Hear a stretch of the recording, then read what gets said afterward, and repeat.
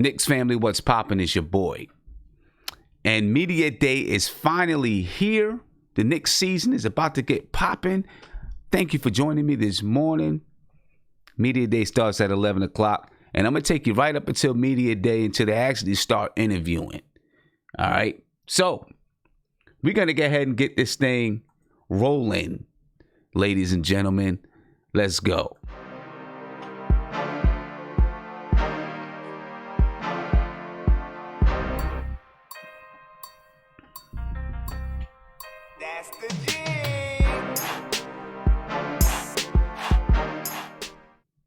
Yes, ladies and gentlemen, do me a favor, subscribe to the channel, ring that notification bell. You'll be notified anytime I go live, drop a video, or post to my community section.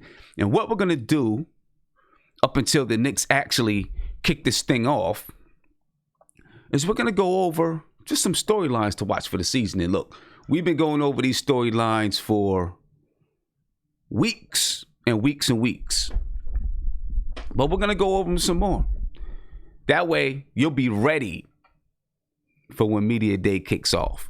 All right, in the chat, we got some guys in the chat. We got some guys from across the pond in the chat. So that should be fun and exciting. Of course, Andy's always in the chat. We got Andy in the chat with us. And then we got French Knicks Podcast in the chat with us. All right, so, we're going to chop it up with these guys for a second, and then I'm going to get to a couple of storylines that I think we should be looking out for as this Media Day thing really gets going. And let me adjust my mic real quick the way that I like to have it adjusted. And there we go. That's much better. That's the way that I like to have it. Anyway, ladies and gentlemen, again, I hope that I can help you get through your work day or work morning as we talk about the New York Knicks and prepare for Media Day. All right, but let me introduce our guys here. All right, we got, of course, we got Andy. And then we got French Knicks Podcast. So let me get to Andy first. Andy, what's going on, brother? How you feeling? Yo, what's up, Sim? Shout out to the chat. Happy to be joining you at daytime Europe time. Yeah, man. Had to rush from work just to make it. All right. But hey, I'm glad. Wake up at 4 in the morning. I'm glad you made it, man. Yeah, it's about time that we do something that's, around the time that you can check it out. You know what I'm saying? You excited for Media Day? Yeah, like I told you last stream, we're gonna look for the guys' body language, the mood that they speak the sentences even. Yeah, I'm with you there. I'm definitely with you there. Let me get to French Knicks Podcast. What's up, Sim? How you doing, man? Glad to have you back on the show. It's been a lot of work, so I can't make Andy at 4 a.m. in Paris. So always watching your show, on Twitter, all the big shout out. We have Andy on the pod for the first time in September, so I'm so happy to be back. I'm happy for you and your family with your daughter, university visits, and all the stuff. We follow everything, bro. We're here for you, and happy to be at 4 p.m. in Paris. So I appreciate it, man. We're good. I appreciate it. And, I'm hoping, sometime, and maybe I'll be able to do it with Andy and maybe even you, saying that sometime we can do something. We can do something, maybe a weekly show that's during this hour that's just for, guys, that's for the U.S. it's across seas. For us, it's across seas, and for you guys, it's across seas. But a show that can kind of let you guys be able to see it as well live. You know what I mean? Yeah. Okay. Yeah, that's good. But this is what I'm gonna do, man. I'm gonna get into some of the storylines, some of the top storylines that I think we should be looking at. And before I do that, I think I need to change something on my screen. I'm gonna make that change because it says, "Who is your Knicks starting lineup?" and that's not what it should be. Frank. So I'm gonna make that change to say top storyline. So, ladies and gentlemen, this is live, and sometimes this type of stuff happens live. All right, but we're gonna get into some of the top storylines to watch, and we're gonna begin seeing some of these storylines today. You know, I'm pretty sure the media is going to ask a lot of the same questions that we're going to ask here. All right, so I'll be right back to you, and guys, just listen in. All right, just listening to everything that I'm saying, and then we'll talk about it as we get back to it. All right. So, ladies and gentlemen, like I said, I'm going to get to some of the top storylines. I just want to remind you, if you're new to the channel, or if you're following on Sportscaster, if you're watching on Sportscaster, do me a favor, follow me. If you're on YouTube, subscribe to the channel. Ring that notification bell so you'll be notified anytime I go live or drop a video. But today, folks, what we're getting ready to do right now is we're going to go over to some of the top storylines to watch coming into this season. Because these storylines are going to take place today. You're going to start seeing them today. You're going to start hearing the chatter, whatever that chatter is, you're going to start hearing it today. All right? You're going to start to ask questions. The media is going to ask questions. So we're going to start looking at them now. So let's get to it. Because the first thing that I think is a storyline for the season are the season goals. All right? I think that's a big storyline for the season, ladies and gentlemen. And it's up to David Fizdale, Scott Perry, and Steve Mills to let us know what the season goals are. And here's why it's important. The season goals, they dictate every single thing that's going to happen this season. Are we tanking again? Or are we trying to win basketball games? Very simple. Those two things. Are we tanking or are we trying to win basketball games? I want to know. I'm going to be looking today to hear, what are the players saying? I think I know what the players are going to be saying. I think the players are going to say, we want to make the playoffs. Hopefully we get a chance to hear from Scott Perry, Steve Mills, and David Fizdale. We haven't heard from these guys since before free agency. So you know there's going to be questions about the Knicks losing Kevin Durant, or not, maybe I shouldn't even say losing, but not getting an interview with Kevin Durant and Kevin Durant going to Brooklyn, Kyrie Irving going to Brooklyn, not taking an interview with Kawhi Leonard. We haven't had a chance to hear from these guys about it, so I'm pretty sure those questions are going to be asked today. I just hope it doesn't dominate. I hope it doesn't dominate media day. Okay. But what are the season goals? What are we setting forward? Are we trying to make the playoffs? Do we just want to? Are we trying to get another high draft pick so we can bring in talent? I think that they want to make the playoffs. I think they brought in a semi-veteran squad because they believe they can overachieve with this group. Kind of do like the Nets did last season, the Clippers did last season.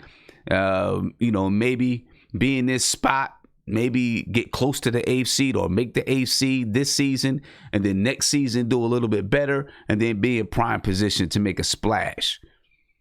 Fortunately or unfortunately, whichever way you look at it, the Knicks are still in the hunt to try to land one of those star players.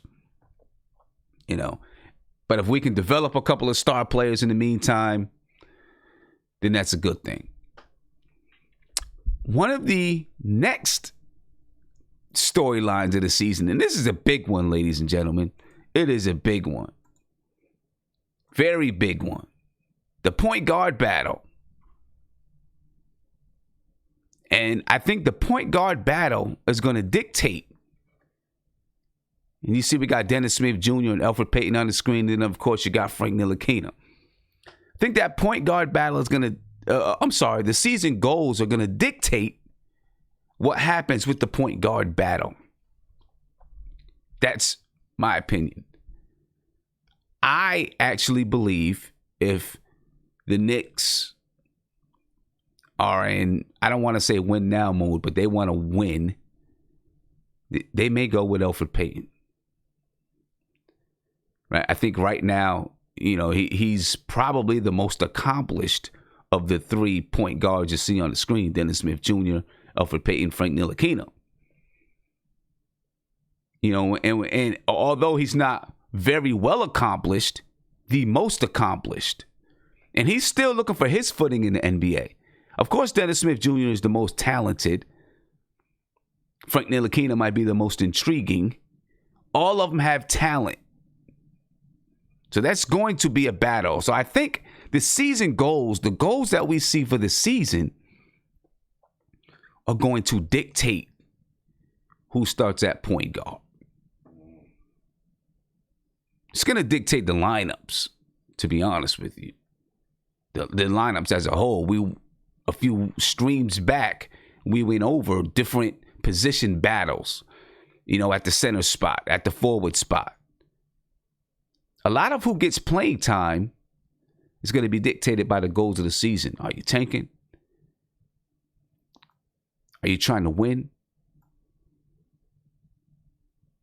So that point guard battle is going to be one to watch. It's going to be intriguing. It's going to be fun. And I know the guys in the chat, the guys we have in the chat right now, I know who they want to have starting at the point guard spot. You'll know pretty soon as well if you don't know.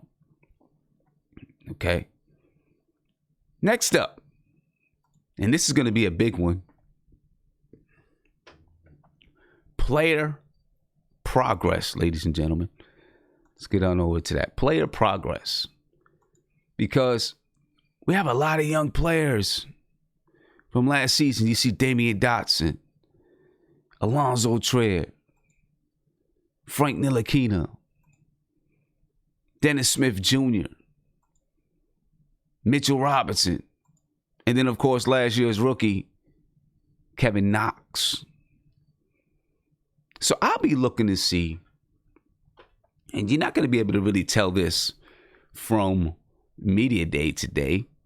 You may be able to find out what the season goals are. You're not going to really know, who's going to be the point guard, obviously, because they got to go through training camp and preseason. And we won't get to see these guys play until training camp preseason. But we need to watch. We're going to be watching to see how these guys developed over the summer. We got to see Zoe play one game in Summer League. We got to see Mitchell Robinson, Kevin Knox. We got to see those two guys play in Summer League. Damian Dotson and Dennis Smith Jr., they did their own thing, and they played in some other places. And then, of course, we got to see Frank play during FIBA. And it seems as though Frank has developed, and, at least during FIBA, it looked like he starting to come into his own a little bit. We hope that's the case for him. Kevin Knox looked pretty good in Summer League. Mitchell Robinson looked pretty good in Summer League. Alonzo Trier, the first game that he played, he looked pretty good. He was, he was the primary scorer. He was the most consistent. He looked like he was stepping up to another level. Of course, we get to see workout videos and all that type of stuff for these guys. But you never know if those workout videos, you see one or two videos, you see a couple videos here or there, you still don't know their workout schedule. They could have not worked out for a week, did a video, and it didn't work out for another week. You never know. You know what I'm saying? I doubt that's the case. I'm just saying. But seeing their progress is going to be key, because one of the things that the Knicks continue to harp on is player development. Right? That they are working to develop players. And it's hard to see it from last season because we had so many young free agents that didn't come back. And I'm not saying that they deserve to come back, because we got better players. Right? So we obviously did the right things for free agency. But some of these young guys that we said we were trying to develop, Noah Vonleh, Mario Hezonja, Emmanuel Mudiay, we didn't even sniff their way during the offseason. We didn't even look their way. Seems like they were just cap filler. Now, you can say, well, that's not indicative of their developmental system.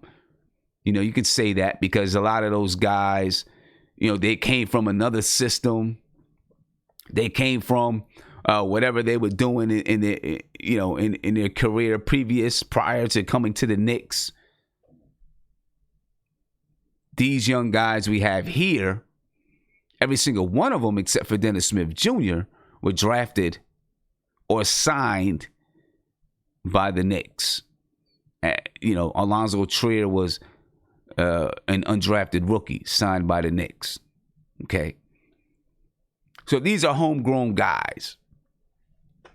So, maybe this is a better barometer of how well the Knicks are actually developing players, because some of those other guys had baggage and history and were scarred from previous teams. All right, player progress. So those are three things that I'm looking for.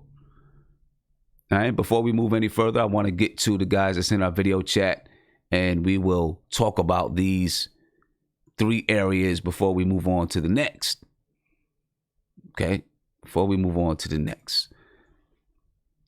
And like I said, ladies and gentlemen, do me a favor, subscribe to the channel, ring that notification bell. You'll be notified anytime I go live, drop a video, or post in my community section. And before I even get to that, let me get this centered. There we go. Looks good. For those who are listening on a podcast, you didn't see what I just did. I just centered the topic of today's show so that it could be, so it can look good on the screen. That's all. That's why you heard me say that. But anyway, let me get to the to the guys in the video chat. See what these guys are thinking about some of the things that I just brought up. All right. And we'll take it from there, ladies and gentlemen. We will take it from there. Again, subscribe to the channel, ring that notification bell.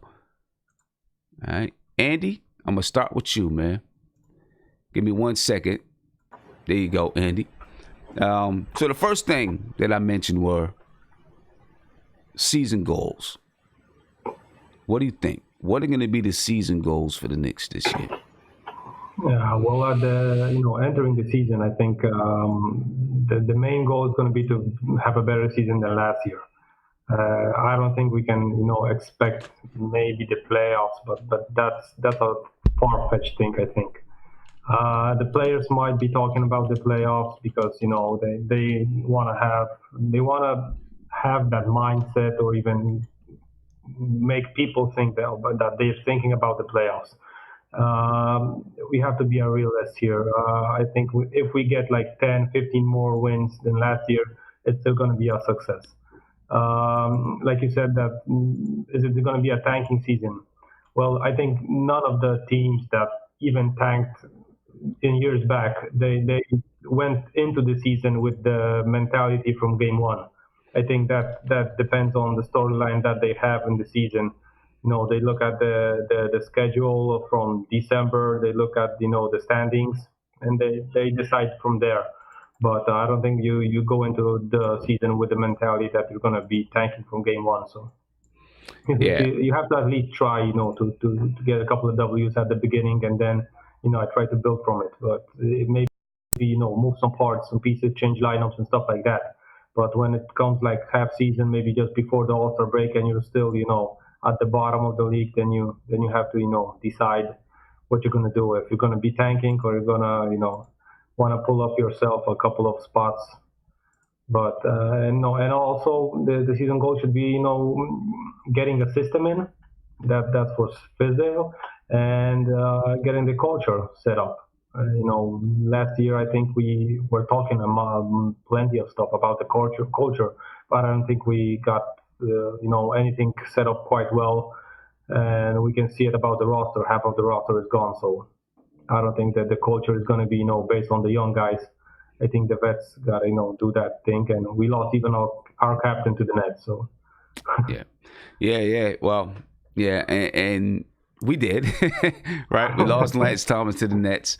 But I think that, we picked up some guys that'll be able to, replace whatever influence that Lance Thomas had, as well as produce on the floor. Because that's one thing, I wanted Lance Thomas to produce on the floor so bad, because I did like what he brought, from a leadership standpoint, but he didn't produce, and there was nothing that I couldn't really argue for him. I tried, believe me, I tried to argue for him, but I couldn't, because he didn't produce on the floor. You know what I'm saying? Let me get the French Knicks podcast, and I hope, we're helping you through your morning at work, ladies and gentlemen. In about 4 or 5 minutes, the Knicks Media Day will begin. Usually it doesn't start right at 11 o'clock. Okay, usually Media Day, it takes a little while before they begin to get on the stage. And I'm going to take you right up until they get on the stage, and then I'm going to log off and let you watch Media Day. And I'm going to watch it. If I could stream it, I would, trust me, but I can't. All right. French Knicks podcast. What's going on with you, man? Tell me, what do you think? The goals for the season. How do you think that? What do you think's on Fizdale's mind? What's on their mind? I have a quick answer about what you talked about 5 minutes ago, because one journalist will be at the media day said that Steve Mills and Scott Perry will talk for the first time since June 21st. And Marcus Morris also will be allowed to talk about the stuff between the Spurs thing and New York. And finally, Fizdale will talk about also what's the plan for all the young guys. So we have a couple of answers, about the goal. And for me, the biggest thing is to play the right guys, because last year we start 42 games, Moody is not in the Knicks roster now. So for me, the culture last year was just a talk and not something that he did. So the best thing I said is play the young guys that you think will be in the play in the future. So for me, that's just the goal, because I don't think we can win more than 32 or 33 games. So play the right guys at the right moment, did the good rotation, let the kids make some mistake, and that's the plan. And for the veteran, the only player I want to have big minutes is Randle and Morris. So that's just my opinion. Okay. All right, let me get to a phone call, and then I'm going to get back. We're going to talk about this point guard battle. I'm pretty sure I know where you guys stand on this battle, but we're going to get back to it. I'm going to get to a phone call real quick, all right? All right, let me get on over here. Caller, you're on live with Nothing But Knicks. What's popping? Hi.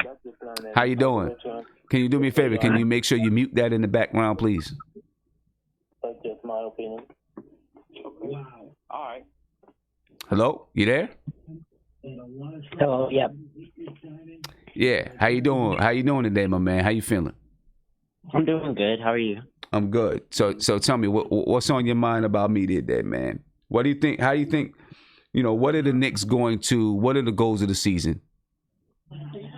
I think the main goal is for us to go to the playoffs this year, or try to get close to the playoffs, or even to do better than what we did last year. And I know how you were talking about Lance Thomas leaving the Knicks. I didn't really agree with that move. I felt like he was a good leader on the team and on the roster. So I really missed that. Yeah, and I feel you. I mean, we did pick up, some guys that can be that are good veterans, right? As far as Taj Gibson is a good veteran. Marcus Morris would be a good veteran for us. Wayne Ellington would be a good veteran, but he was kind of your resident New York Knick for a while. Right now, the longest tenured Knick on the roster is Frank Ntilikina. How you feel about that? He's been on the roster the longest. This is his third year. He's been on the roster longer than anybody else on the team. How you feel about that? You there, my friend? Oh, I guess he logged off. Anyway, I'm going to come back since I brought up Frank Ntilikina. I'm going to come back to the video chat. All right? And I'm going to start with you, French. Your boy Frankie. For me, he's my boy too. Yeah, right? He's the longest bro. tenured Knick on the roster. The longest tenured Knick. Yeah. And he's going to be in a point guard battle. Frank Ntilikina, Dennis Smith Jr., Elfrid Payton. Give me your thoughts. For me, that's Frank, and that's 40 minutes for Frank. No, to be fair, I think Frank deserves 25 minutes. I don't care if he starts or not. He has to finish the game because we don't talk together much during the World Cup. But you know what you think, and I know well the Frank potential against the big point guards in the league, and he's so versatile and all the stuff. So for me, he deserves a lot of minutes, and with RJ on the backcourt, for me that's great to have a Fournier type player, and for me RJ has to think like a Evan Fournier type in with the Magic and with the French national team. So for me that's a great backcourt, and I like DSJ on the bench, like Lou Williams type, a scorer from the bench, and that's just my opinion, bro. Yeah. And I do want to cut you off for just a minute because the Knicks actually started on time, ladies and gentlemen. All right. Control the things that you can control. At the moment, Steve Mills is speaking during media day. So let's just listen into a little bit of what Steve Mills is saying. And what we were most proud about, opening day of free agency, we had 6 guys that were important to us that we were lined up to meet with. Those guys all had multiple NBA teams that they had the opportunities to play for, and they chose to come to New York and become part of the Knicks organization. And we also, later on in the process, had the opportunity to add one more free agent, and that's Marcus Morris, who made a decision to come here. So we're excited about the group of guys that we have, obviously based on the timeline and how we signed those guys. It was clear they were on our radar, and they were part of what we thought the future of the Knicks should be and what it should look like. And when we look at our roster, we feel like we have the kind of roster that's balanced in a way that Scott and Fizz and I wanted it to look. We have a team that's has some young players that we think have a lot of upside and talent. We added some young veteran players who are still have youth on their side, but they also have 4 or 5 years of experience in this league. And then we added some veterans that we think are critical to the development of our players. These are guys that know what it takes to win in this league. They're guys that know what it takes to be successful in this league, and they're going to teach and push our young players and make them earn the minutes that they play with the Knicks organization. So all said and done, we're very excited about where we are, and we look forward to getting going tomorrow. First of all, welcome to everybody. Good morning as well. Very excited about the upcoming year. And I'll just add a little color to what Steve was just talking about.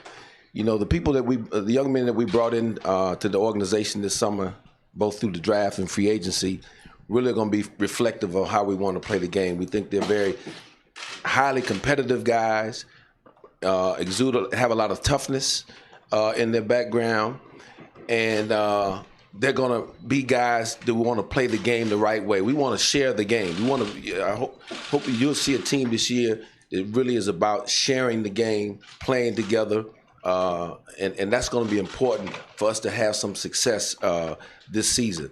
But we've also were able, with all these young men, be able to fill some of the voids that we had in our roster in the past. We've added shooting.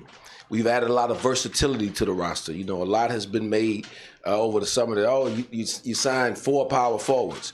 Well, I think if you examine our roster at the end of the year, under contract, we only had 1 player in the front court, and that was Mitchell Robinson, who's a second-year player. So we were going to have to go out and stock our front court, and each and every one of those players play multiple positions. They've all played 4 and 5 in their career. Matter of fact, Bobby Portis, I think, started over half his games with the Wizards last year at the center position. So these guys can move around. We're in the era of positionless basketball. You've heard Coach Fizdale talk a lot about it. So that really fits in to what, how we want to play the game.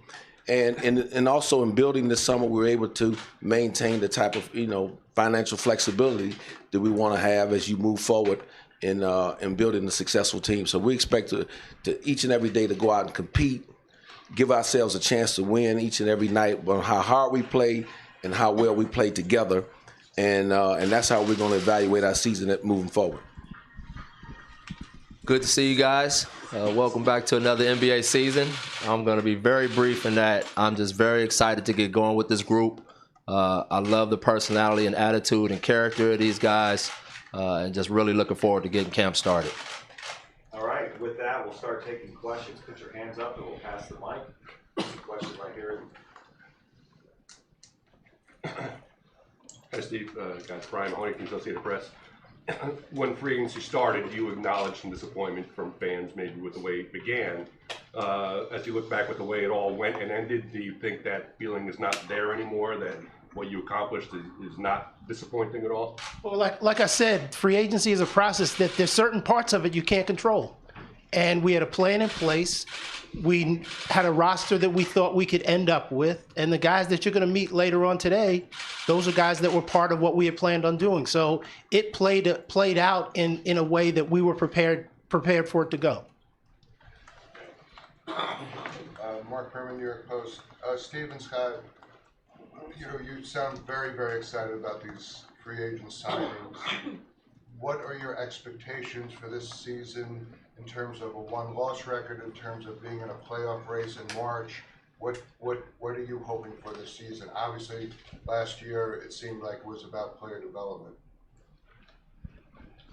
Well, look, again, as I mentioned in the opening, we are looking to get better every single day, starting tomorrow. This is how we're going to compete on a daily basis. We expect to be in, every night we go out to play, we're playing to win. We're playing to win. And we're not in the prediction business. I'm not here to predict records, but I expect us to be better, an improved basketball team, and I expect the team to grow and develop and show that and exhibit that throughout the course of the season. We've got a question here, and we'll come back to the back. Steve Popper from Newsday. I guess for you guys, I think you got 8 out of the 9. 6 of the 7 free agents are 1-year guarantees. Are you expecting to be back in this process again next summer, or what does it mean in terms of stability as you're trying to build forward? No, I mean, I hope. Obviously, I think we upgraded our talent, and I hope that some of these guys will be here longer term. Based on how that plays out. But that's going to play out organically through the season. That's going to play out through the competition that we have every day in practice, and then once we start playing games against competition, who's going to be here? One thing we can tell you that all these guys really want to be here. They want to win. They're focused on the team, and they understand that the best way to either stay here or and make themselves even more valuable around the league is to win, to contribute to winning. So that's what we're excited about. Stephen Bondy, New York Daily News. Obviously, there were a lot of superstars in that free agent class. This is for Steve and Scott. And you guys had the 2 max slots. Why, ultimately, in your view, were those guys not interested in coming here, not interested in meeting with you guys? I mean, what happened with the superstars? I mean, you have to talk to those players about why they made the decisions that they made. But there were a lot of max type players that we could have met with that were interested in coming here. We had a certain way we wanted to build this team, and this is how we chose to build it. And I would just add too that the guys that we did sign, these guys had multiple options as well. So it's not like I don't want to undersell the talent that we got here. These guys are very good basketball players, accomplished basketball players, and they saw this as an opportunity really to grow themselves and contribute to a place that had a chance to win one day.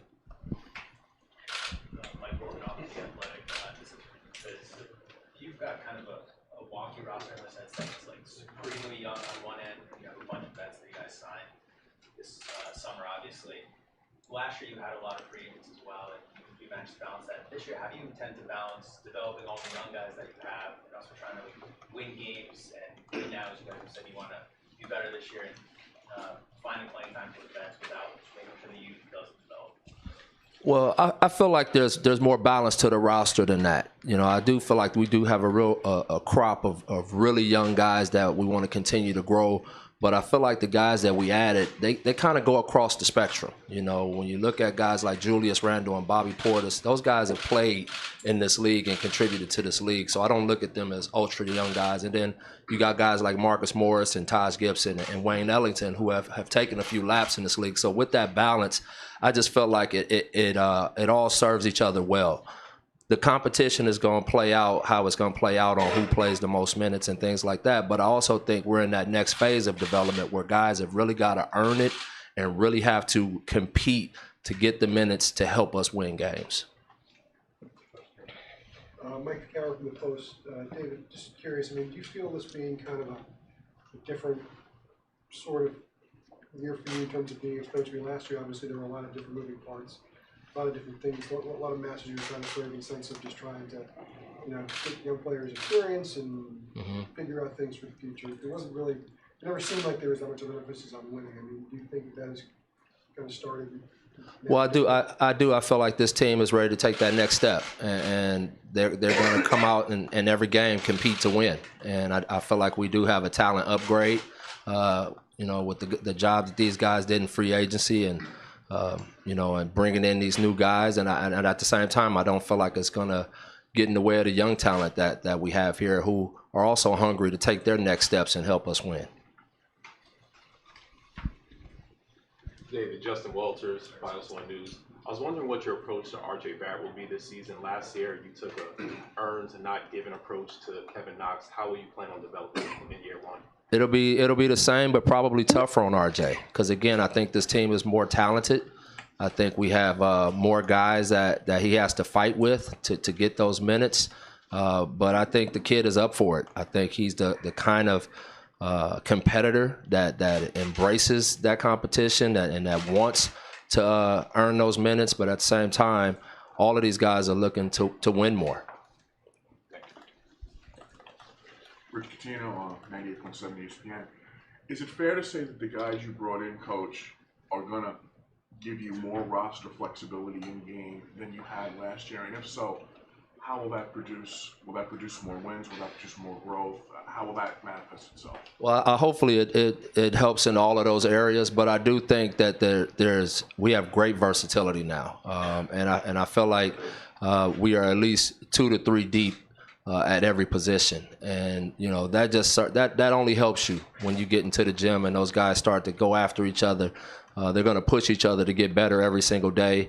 The fact that none of them has been heralded as superstars, they understand that they're going to need each other to win games. And like Scott said, you know, for guys that's in 1-year deals, they understand that the competing to win and to help the Knicks is going to be the best thing for them moving forward in their careers.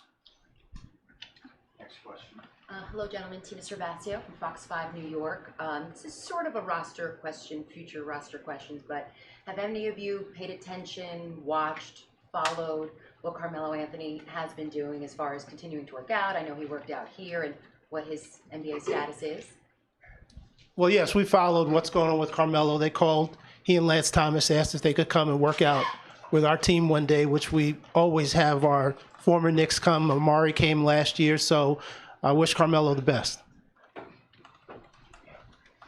Question over here. David, with Elfrid Payton in the Knicks now, are you viewing the full competition at point guard, or do you want to see from Dennis McKinney to kind of know if he's taking about the steps he Yeah, I think it's going to be great competition. I think we'll have between he, Dennis, and Frank. Those guys will be fighting each other every single day, you know, for those minutes.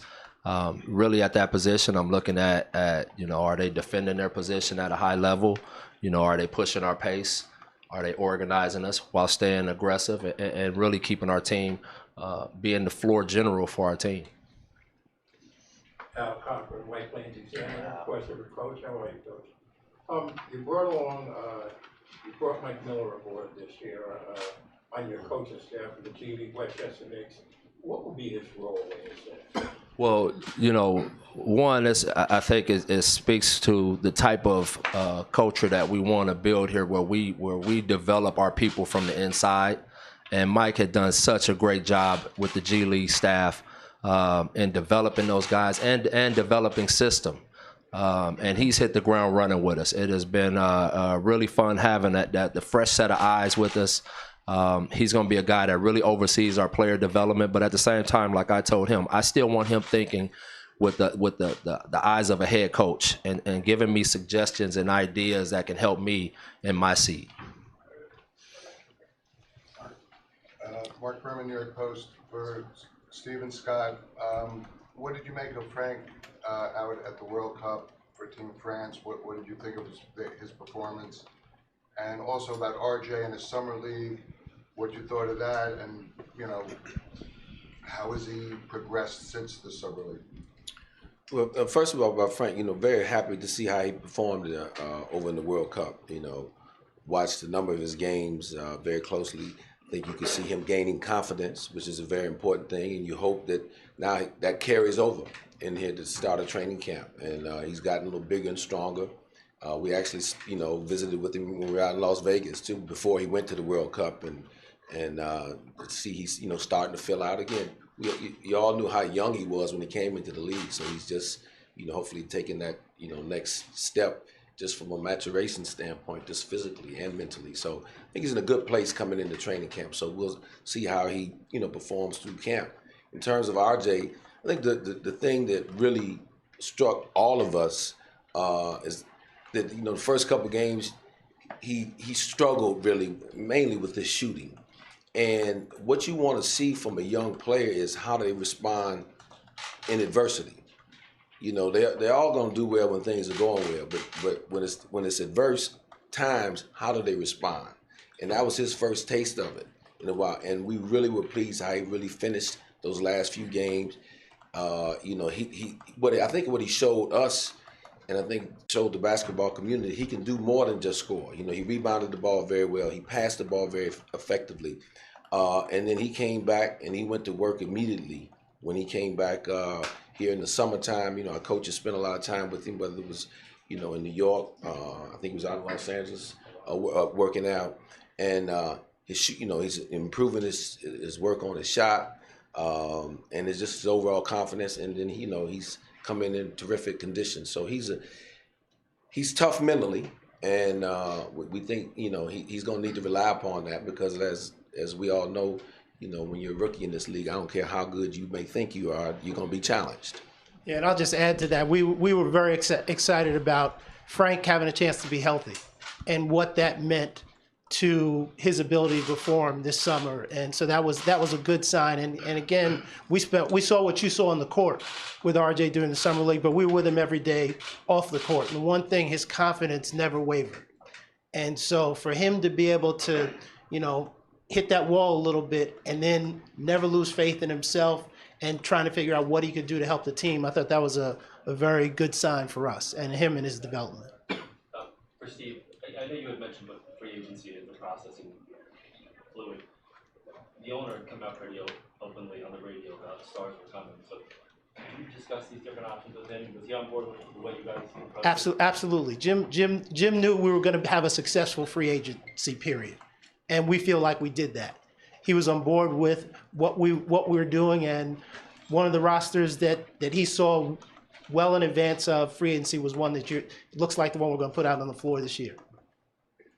That's for Scott or Steve. Have you guys made a decision yet whether to pick up Frank's fourth-year option? Well, we have until October 31st to do that, and obviously we won't discuss, any kind of contract things in detail. So that's all I can tell you right now. Coach, have you thought about or made any decision on whether you will use that extra two-way spot this year? Well, that's not necessarily my, for me to decide. We'll survey the land, and these guys obviously I'll lean on them a lot, to figure that out. Right now, I'm more focused on the guys that we have on the roster right now, getting ready for camp. We're going to just wait and see who becomes available, and we'll move accordingly. But we we got 20 guys that are coming to camp, under contract, so that's the max you can have at camp, and then we'll move forward. Right here in the back. Scott, Steve, question for you guys. I understand you don't want to get into wins and losses, et cetera, but from an analytical point of view, what would do you guys want to see certain things that deem this season a success? You know, last year we were in the middle of pack and pace, near the bottom in offensive and defensive efficiency. Is there something, you know, on basically those basic analytics that you will, at the end of the year, look at those numbers and, okay, this is successful in that respect? Well, you know, again, I just want to see us get better, really in all areas of the game. To be honest with you, you know, I want to see us, you know, with improving pace, improve our ability to shoot the basketball, improve our ability to defend the basketball. So I think if we can improve in all those areas and creep up into a top 10 level, then you got to, you know, you enhance your chances of winning games, and that's obviously our goal, is to win as many games as we can. Yeah, and we're fortunate that Fizz allows the analytics and the analytics guys to help us in terms of how we look at things. We break the season down into 10-game increments. So we look at basketball-related goals, then we look at analytical components to how the team is playing and where we want to go, and we assess those in these 10-game tranches, and we need to make sure we're improving as we go along. Got time for a couple more questions. One here in the back. Hi, just Kyle Maggio of the Knicks Wall back here. Sorry. Oh, okay. I was just curious. I see you now. Okay. Thank you. I was just curious your thoughts on the point guard battle heading into training camp, and if Frank Ntilikina now factors back into that after his World Cup play. Absolutely. I think it's going to be a great battle. I think they're all going to push each other. I think they're going to compete their butts off. And Frank definitely is a factor in that. You know, he'll have every opportunity to play those minutes and compete for those minutes like the other two guys. Over here. I know you guys aren't putting goals in terms of wins and losses. But are you guys going to be uttering the words playoffs here at camp? Is that something that you guys can set the bar at? Look, I'll just say this. Look, our guys in there are coming in here expecting to win games and trying to win games. And so when the dust settles, of course, that's where we want to be. But at the end of the day, we're not sitting here, you know, just throwing that in our players' face every single day. We're going to work extremely hard every day, and every time we step on that court, we're coming out to win games. Steve or Scott, I guess Steve, if you were to give like a quick sales pitch to fans of what they can expect from the team this year and why you think it will be exciting for you to watch, what would you say? Oh, this is a team A that's consistent with how we said we were going to build a team, and this is a team that New Yorkers are going to like. This team, the grittiness of these guys, the toughness of these guys, and that it's a group of guys that had places that they could go, but they made a decision to come here to New York and come to New York specifically to play for the Knicks. These are guys that our fans are going to like, the toughness that they bring every day when they come to the court and play for the Knicks. Hey guys, Sokan Dev with the New York Times. There's a lot made at the recent Board of Governors meeting about tampering and addressing tampering. Did you find, as you were pursuing free agents, that you were encountering this issue quite a bit, and that this hampered your efforts at all? We're just happy that the league made a decision. We were very supportive when we talked to Jim about how we should vote, as the Knicks should vote on the changes to the tampering rules, and we just think it's a good thing for the league, and we're very supportive of it. Steve, just going back to your previous question, talking about the grittiness and the toughness that the fans would like. There obviously was a style of play the Knicks had when they were successful that was that kind of thing. When, you know, when you went out to look at free agency, how much did you talk about maybe not the most talented guys, but they have those characteristics that have been missing for a long time here? Like I said, this group that we have assembled, we had them on the board as a roster. And we like the way they fit with each other. We think they bring certain elements to us that we think we were missing in terms of pushing our younger players, but also setting a style of what it means, what it's going to feel like when you come to play the Knicks. So we did it. It was by design in terms of how we look at these guys. We obviously needed to add shooting to our roster, which we did, but we also wanted to add some more toughness and grittiness to it, and we did that as well. We'll end up here with Mike. We almost got one brief announcement here at the end. because for you guys played a certain way last year with the roster that you had. At times it seemed like you were kind of trying things out. It seems to look like this year with different players and a different roster. How do you imagine the style of play will look like this year, lineups wise? Was he going to play big or small, and just how do you think the offense will flow this year? Well, I think that we'll obviously we want to keep up with the Joneses from a pace standpoint. I don't see us being, one of those teams that's just running everybody out of the gym. But at the same time, I would like to see us have a hard-nosed defensive mentality that can get us out into the open court. We signed some guys that can really rebound the basketball, and that's a big part of getting out and playing in the open court. And then we want to also, structure the offense in a way that everybody feels engaged and involved, with the understanding that there is a pecking order from who's going to be who's going to emerge as the top scorer, the second scorer, and all of those things. But obviously, with the young team last year, wasn't always pretty, but we got to look at some things and experiment with some things that we can pull from that and bring into the next year. Great. With that, Steve has one final announcement.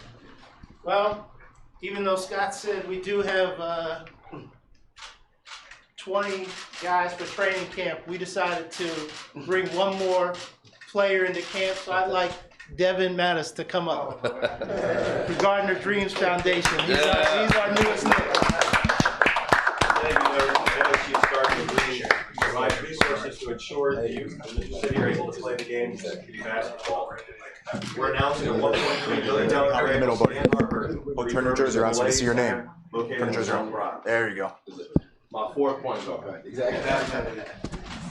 We're proud to announce that nearly $40,000 in junior Knicks camp scholarships to under-resourced youth across the tri-state region this summer. Right here. That's good. And with that, we'll be having players coming back into this room starting at noon. Thanks, everyone. All right, guys. Take care. Take care.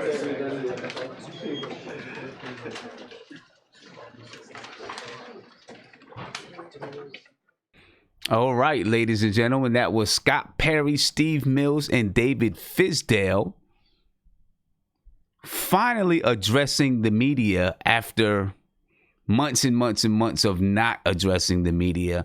And there's a lot to unpack there. I got my man Andy in the chat. And let me see. I got somebody else getting ready to join us in the chat. And, a lot of the storylines that we have, that's French Knicks podcast back in the chat. A lot of the storylines that we have here on our build to talk about, you heard them talk about during the media day coverage. All right. And lot to unpack there, Andy. Go ahead, man. What's your first thought? Got to unmute yourself. Oh, hold up. Wait a minute. I got to unmute you. There you go. Yeah, like I was writing in the Knicks chat, it was funny because Steve Mills was looking at the camera like really concerned with a really concerned face. He was like thinking about each word he said. Just to not trigger even one unnecessary question he didn't want to answer. Scott Perry, though, he was laughing, he was concerned, he was changing, the mood every other question. And the most stable guy was Fizz, but also he came up with the, we want to be the defensive team and stuff like that, which is, we're going to see about that. So. Yeah, we'll definitely see about that. And those are the things. Listen, anytime you get the guys in front of the media, they're going to say the things that they're supposed to say, right? Exactly. I can only hope, because that's the one thing that really did stick out with me, was that they wanted to be a defensive-minded group. I can only hope that they are actually able to bring it to fruition. Now, some of the guys that they signed, and let me see, Marcus Morris. Hopefully, we get Reggie Bullock back. Some of those guys are definitely defensive guys who will help you to, institute a defensive type culture. You know what I'm saying? We'll see if they're actually able to bring those things into fruition. I do like when they asked about free agency, they basically just said, you got to ask those guys. Yeah. To me, that was the perfect answer. You know what I'm saying? We don't want it. We want to represent the guys that we have here. We want to celebrate the guys that we have here. We don't want to harp on some guys that didn't want to come. You know what I mean? So I thought that was a pretty good answer. I thought that was a perfect answer. Ask those guys, you know. And to be honest with you, there weren't really questions about the Nets besides that one. And it's not signing those guys. As well, man. I think they you know, they were afraid Jim Dolan wouldn't let them in the building next time. That's the truth right there. Yeah. That's definitely the truth. They can have, you know, some slippery questions about, you know, Frank maybe even. I was surprised actually any of the reporters asked, you know, that if all the players, you know, are going to have a clean slate coming into the training camp and stuff like that. They asked though about Frank that is his play in the Olympics game, in the FIBA World Cup, is going to count for anything and you know, and stuff like that. Because I was thinking they're going to answer it like, okay, everybody has a clean slate when they come into camp and stuff like that. Yeah, and you know that's the way it should be. Everyone should have a clean slate. You know, it's a brand new team with, you know, 8 different players, new players. It's a brand new team. Everyone should have a clean slate, and you should earn everything that you've got to get. Do you believe? I kind of believe it because of the speed at which they actually sign these players. But do you believe this is the roster that they had on their board? That's what Steve Mills said. This is the roster we had on the board. Yeah, you know what? I think, you know, like every probably, you know, general manager and then the whole front office has, they have those big boards around the office all season long, and they just swap players and stuff like that. And when some player comes available, they know what to do, what they can, you know, put up for him and stuff like that. I think they had it before the, you know, the off season was, even before the off season was done, they had certain plans. And I don't think, I actually don't believe them if they're telling us this is the A scenario, the plan A that they want to have.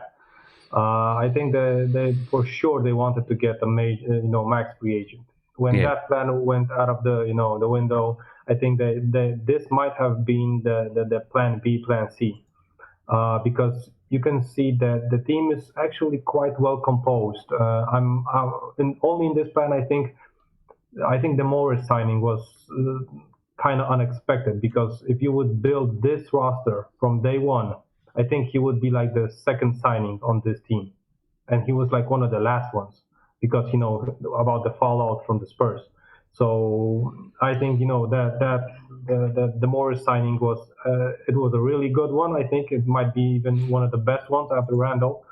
But I think they didn't plan to sign. Maybe they wanted to sign him, but I think they didn't plan him to be signed one of the last players on this squad. Okay, now I think they had him higher on the board for sure. Yeah, and you know, honestly, I don't think it was Plan A, right? Backswood Gritty said you believe him. I don't think it was Plan A, but I do believe they had these guys on the board. Marcus Morris was a guy that, you know, the reports were out there that the Knicks were really interested in Marcus Morris, you know, before free agency began, you know, that. So is it exactly what they wanted? Maybe not. Maybe they wanted some other things to happen, of course, obviously. But, you know, they did a great job pivoting and making a move from there. Let me get the French Knicks podcast, because I know, you know, he's got some things to say. I wanted to hear what he thinks, you know, about what they said about Frank. Well, let me ask you, though, what do you think about what they said about Frank?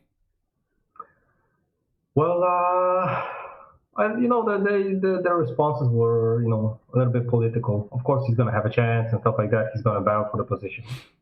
I didn't expect, you know, they're going to say, okay, Frank is going to be our starting point guard. but you know, yeah, I think it was, you know, the explanations were fair. We're going to see if they're going to hold up the word of that you know, he's going to have a chance even, because, you know, they were slippery with the answer that about picking up his option. For me, I think if you're a GM and at this position that we are in, it's a no-brainer to pick up his option, even if you want him traded or if you're planning him to keep him. You gotta resign him. It's totally stupid just to let him go and let him walk. So Yeah. I think that they could maybe they don't want him to feel that much safe, because I don't know why, but I would tell the guys, listen, this is a situation. It looks like a no-brainer. We're gonna look into it. But if they would use these words, they would have to give him an extension. But for me, it's still, if you extend, his contract, you still can trade him. So, and he's really, not gonna get that much money. So it's not like you have to extend him and pull the max out of your pocket. So let me ask you this, because you're saying about Frank, it's a no-brainer to extend him or to extend him a qualifying offer. What about Dennis Smith Jr.? He's in his same exact situation as Frank as far as his contract. Yeah, and it's the same thing. If I'm not a fan of Dennis Smith Jr., but someone in the league, for that money that he's owed when you extend the contract, you can trade him like to a couple of teams at least are gonna be interested for that money. If he would be demanding like $15 million a year, that the market is going to be smaller for him, but he's going to be like, I don't know what, 8-9 million. It's still a good contract for Dennis Smith Jr. and even for Frank. I know that people, he's a specialist player, you can say, because he's not a huge overall game and stuff like that because of the lack of offense at this point that we didn't see in the NBA. But still, it's guys are going to get bigger contracts around the league. So I think for that money, below 10 million for guys, it's going to be like maybe not a vet's minimum contract, but it's going to be still a cheap and a good deal. Yeah. Okay. All right. Let me do this. I'm going to get back to you, Andy, because I do want to get through some of these storylines before the Knicks players get back and start talking. All right. But you guys just watched Media Day. Well, not Media Day. You just watched Scott Perry, Steve Mills, and David Fizdale, discuss kind of the summer, maybe what their expectations are coming into the season. They did not want to throw the word playoffs around, which is probably smart. Try to keep it under the radar, whether or not they think they can get into the playoffs.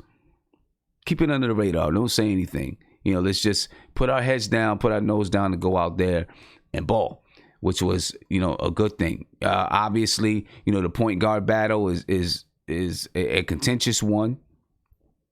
We were just talking about that point guard battle before we went to hear Scott Perry, Steve Mills, and those guys talk. And yes, that point guard battle is going to be. It is very significant.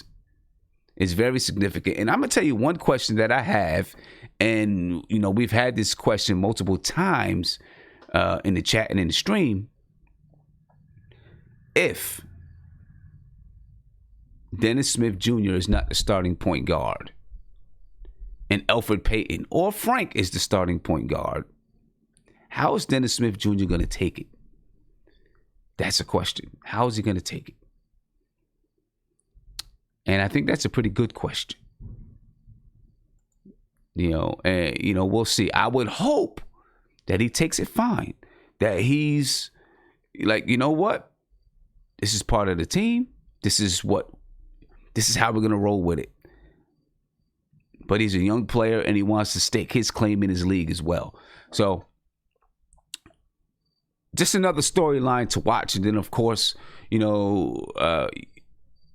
talking about Frank, talking about DSJ, those two guys are two young players that, we had last season. Of course, Frank is the most tenured player on the team, and he is a big point of contention for all Knicks fans. But how is he developing? How is he developed? How did all of our young players develop? That's what we were talking about just before we went to listen to those guys speak. how that's what we want to see coming into training camp. And I'm going to be looking forward. I know I'm going to the first preseason game, October the 7th. That's next Monday. I'm excited for that. Right? But how did these guys develop? Alonzo Trier, Mitch Robinson, Kevin Knox, Damian Dotson, Frank Ntilikina, Dennis Smith Jr. How did these guys develop over the season? Another storyline we're going to watch. And of course, you know, it was talked about with David Fizdale and Scott Perry and Steve Mills. The rookies, ladies and gentlemen. We have 2 rookies on this team. And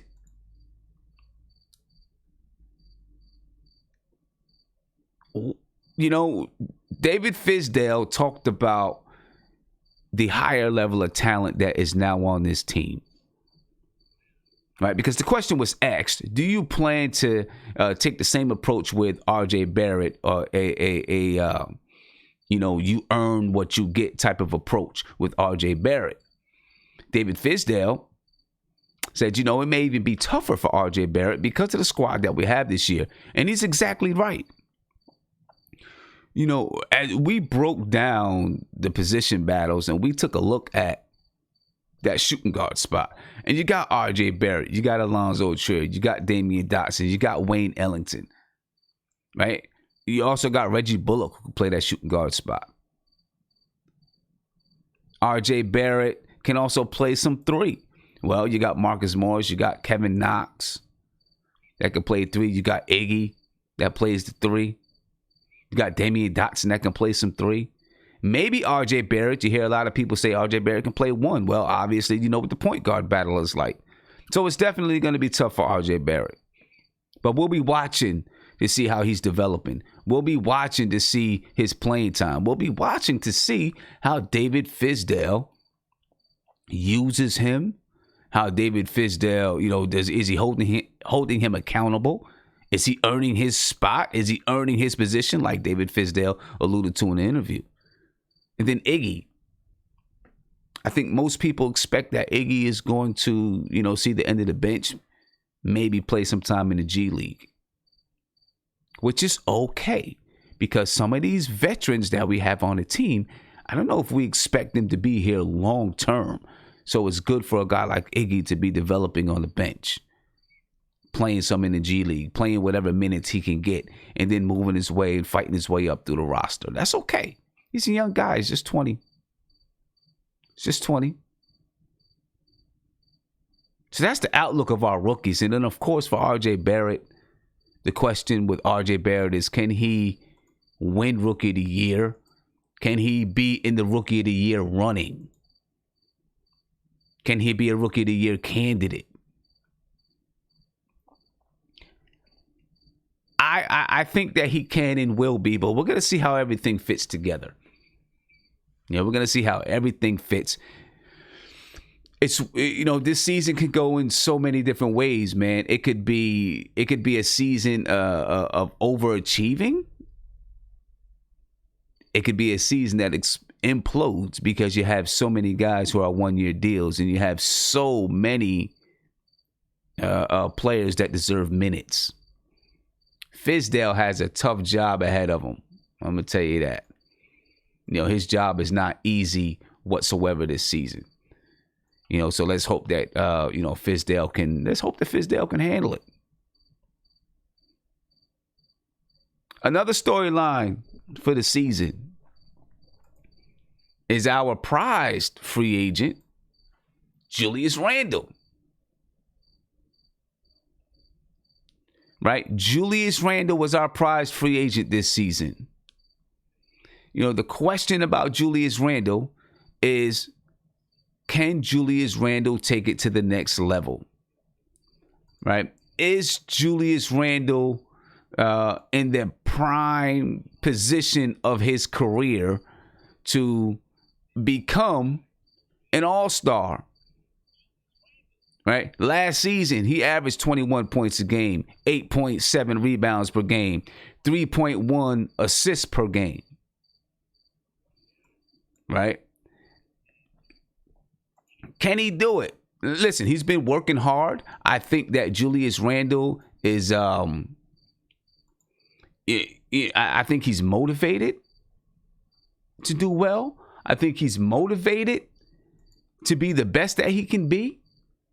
Still, the question is, can he do it? I think he has the talent. And I think everything with Julius Randle is a question of work ethic.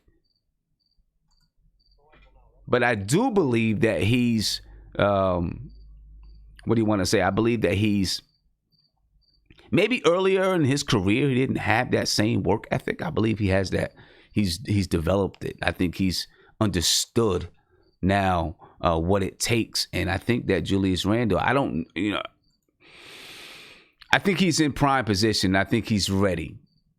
Let me just say that. I think he's ready. Is he going to do it? I don't know. A lot of that's going to depend on the system that we have in place, the way that we use Julius Randle. You can go back and look at some of the earlier streams, maybe 2 streams ago, where we broke down some of the best ways that Julius Randle scores on the floor. He's a beast in the post. He can run and pick and roll. All right, he can go one-on-one. He may not be, Kobe, Carmelo, James Harden, but he can go one-on-one. Can he be the guy, though, for this team when the game comes down the stretch and you need a bucket? Can he be that guy that goes and gets it? I think that's going to be the question about Julius Randle. And we'll see what Julius Randle can do this season. Right? We're going to see what Julius Randle can do this season. Also, this goes into with Julius Randle. It's going to go into our next storyline to watch, and probably the most what do I want to say? Probably the most intriguing storyline of the. It's probably the most intriguing storyline of the training camp or preseason or the season, right? It's how is David Fizdale going to monitor these guys' minutes? How is he going to distribute minutes? That's probably the most intriguing storyline of the season. The point guard battle and how David Fizdale is going to manage these minutes. So let's get to that. Let's talk about it a little bit, right? Because that has to be one of the most intriguing storylines. David Fizdale. I mean, you got vets that deserve minutes. I mean, we've been in discussion about Wayne Ellington a lot recently. If you go back, you look at one of my earlier streams where we were discussing whether or not Wayne Ellington, we looked at how Wayne Ellington scores on the floor, and we were discussing how many minutes should he get or would he get? Especially looking at what he did with Detroit last season. He played the most minutes he ever played in his life when he was on Detroit, and he helped propel them into the playoffs. Does he come to New York to sit on the end of the bench? He and Damian Dotson are maybe the only players that can play the style of game that they played. Maybe Reggie Bullock, but we don't know what's going on with Reggie. He's hurt. Right?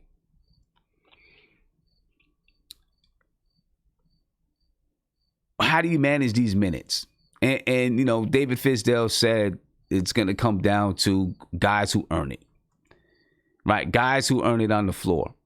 But then the question has got to be asked. Okay, so you're saying guys who earn it on the floor, but then how much does that stunt the growth and development of some of the young players? That's another question that has to be asked. If you're going to play Wayne Ellington, does it stop Alonzo Trier from developing? Does it stop RJ Barrett from developing? Damian Dotson. If you're going to play Marcus Morris, is it going to stop Kevin Knox from developing?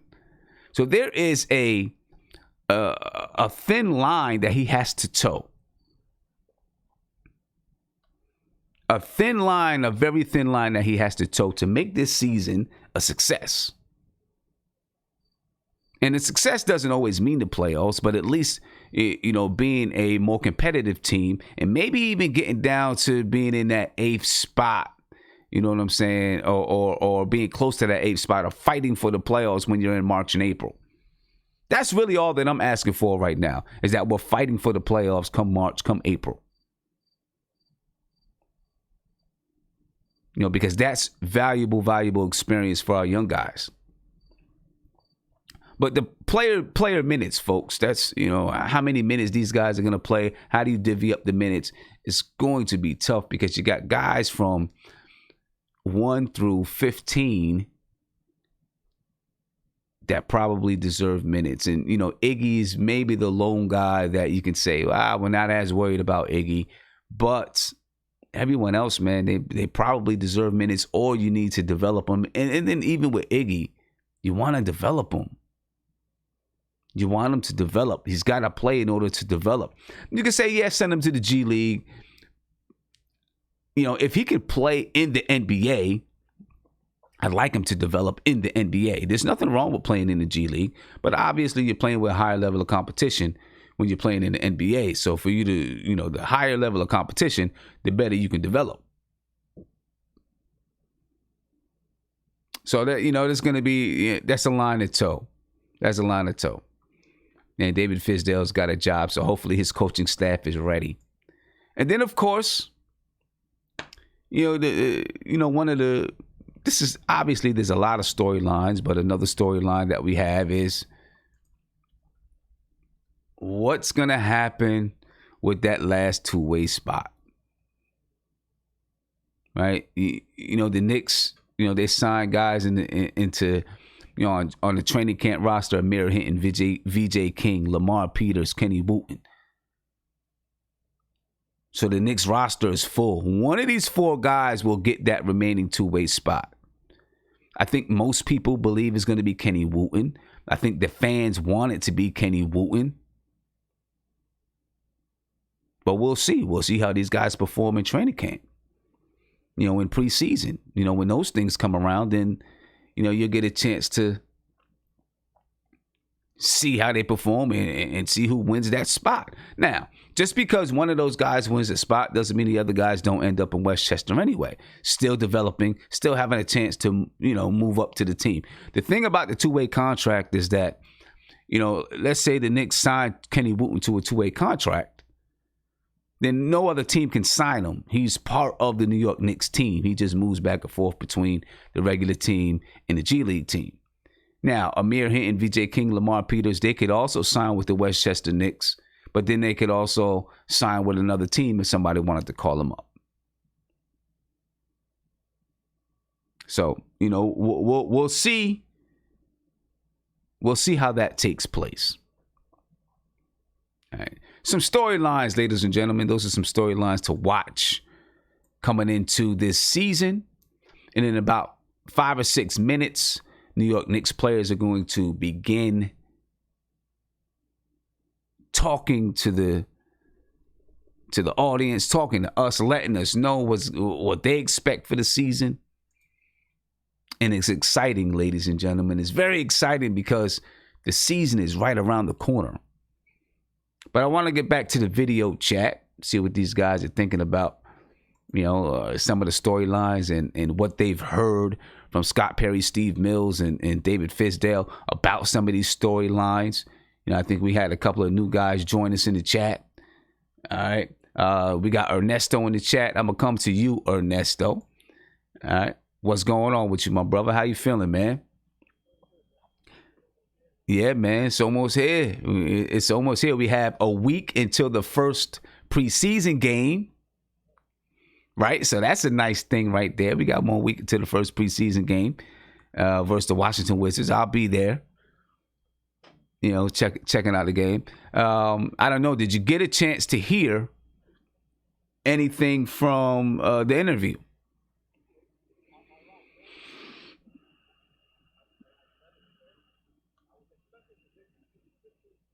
Yes, they usually are every year. You know, let me tell you what. Just as I was saying, I was talking to Andy and to French Knicks podcast, right? And I said, well, they're usually late.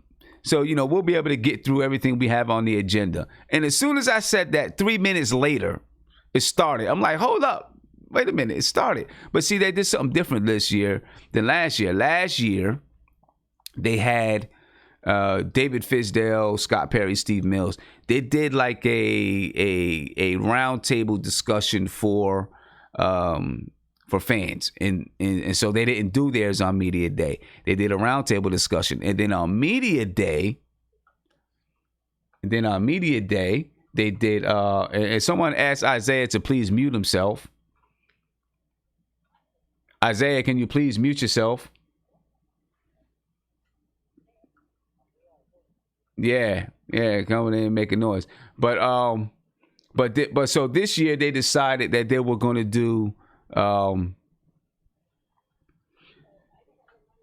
Somebody please tell Isaiah to mute himself.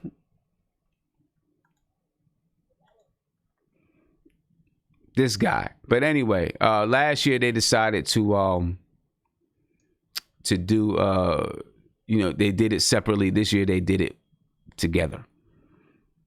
So they started on time. But, basically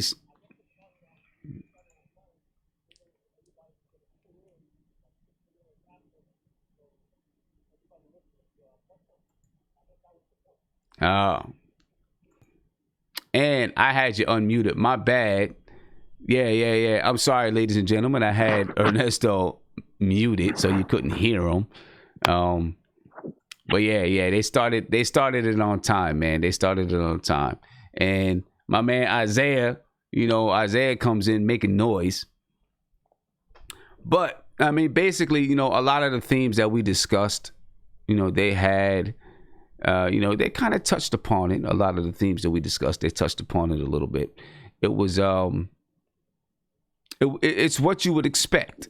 Look, did they ask this question? What's the main goal this year? Is it W's or is it development? That's the number one question. Yeah, because it all starts there.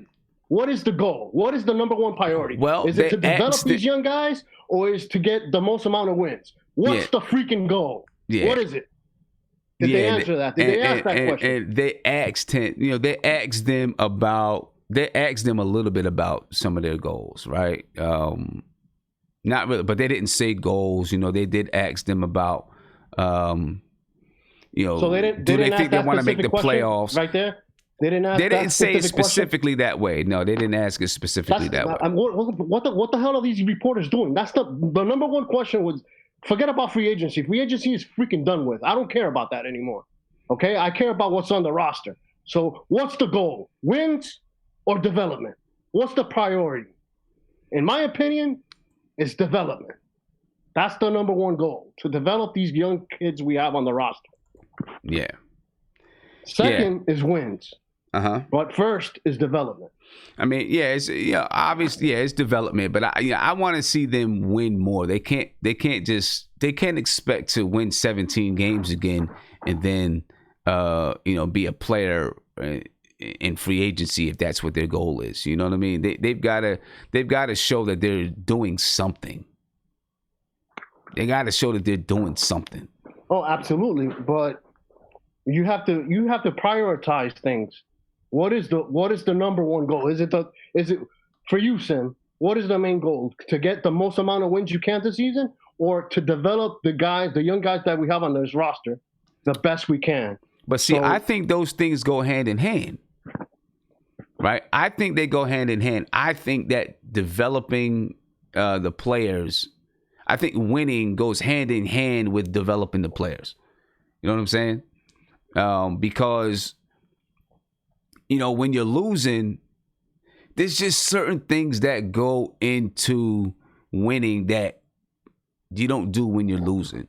When you're winning and you're really trying to win, there's a certain way that you prepare. There's a certain mentality that you have, certain attention to detail. You're focused. When you're losing, it's too easy to lose all of that focus, to lose that attention to detail. You're not motivated as a player.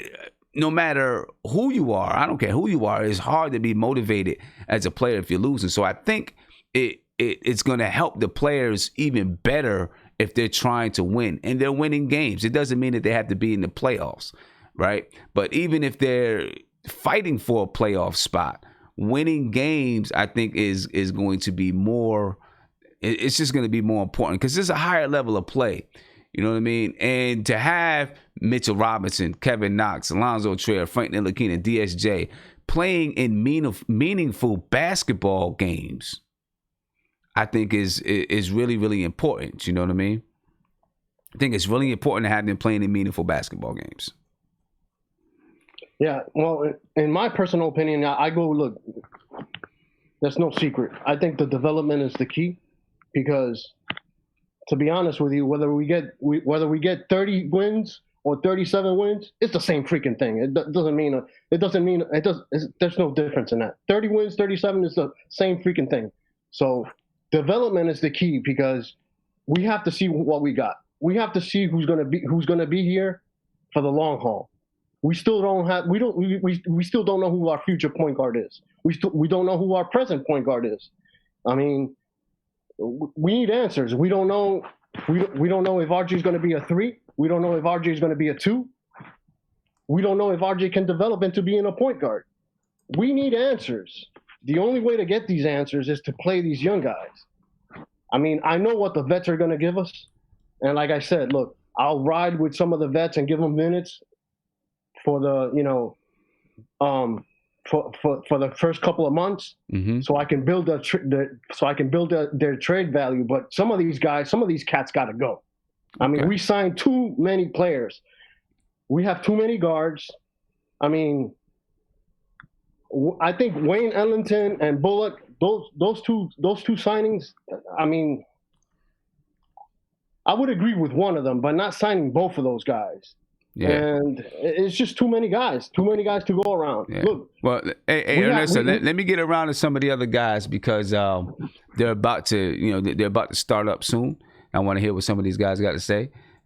Isaiah, and for those who were watching earlier, and I had Ernesto muted. I apologize for that. You know what I mean? And maybe we can skip that part out of the edited video. Probably not, but. Right now, we are waiting the players to join Media Day. It is 12:02, and they were on time earlier. Now they're running a little bit late, taking a page straight out of my book. But anyway, Isaiah, what's popping, man? You looking all dapper Dan today? Look at you. Hey man, I dress different on my work, man. Shout out to Andy. Shout out to Frenchie. Shout out to Ernesto. I didn't really get. I was busy. I was busy at work, so I didn't get a chance to hop on. Really, I didn't even get a chance to listen to the presser. But basically, from what I've listened to Ernesto, it sounds like they didn't really tell you a plan. Kind of. I don't know if that's accurate to say. I mean, well, basically, they said that their plan would assign the guys that they signed. Obviously, these are the guys that they had on the board. And they want to develop a defensive mindset. These are some of the highlights of it. They want to develop and they want a hardcore defensive mindset. They want to develop a more altruistic type of offense, I guess. Where the ball is moving, more guys are touching the ball. It sounds scoring. like a lot of the things we were talking about, like prior to them actually saying it, is that's what we wanted. You know what I'm saying? And I think. And, and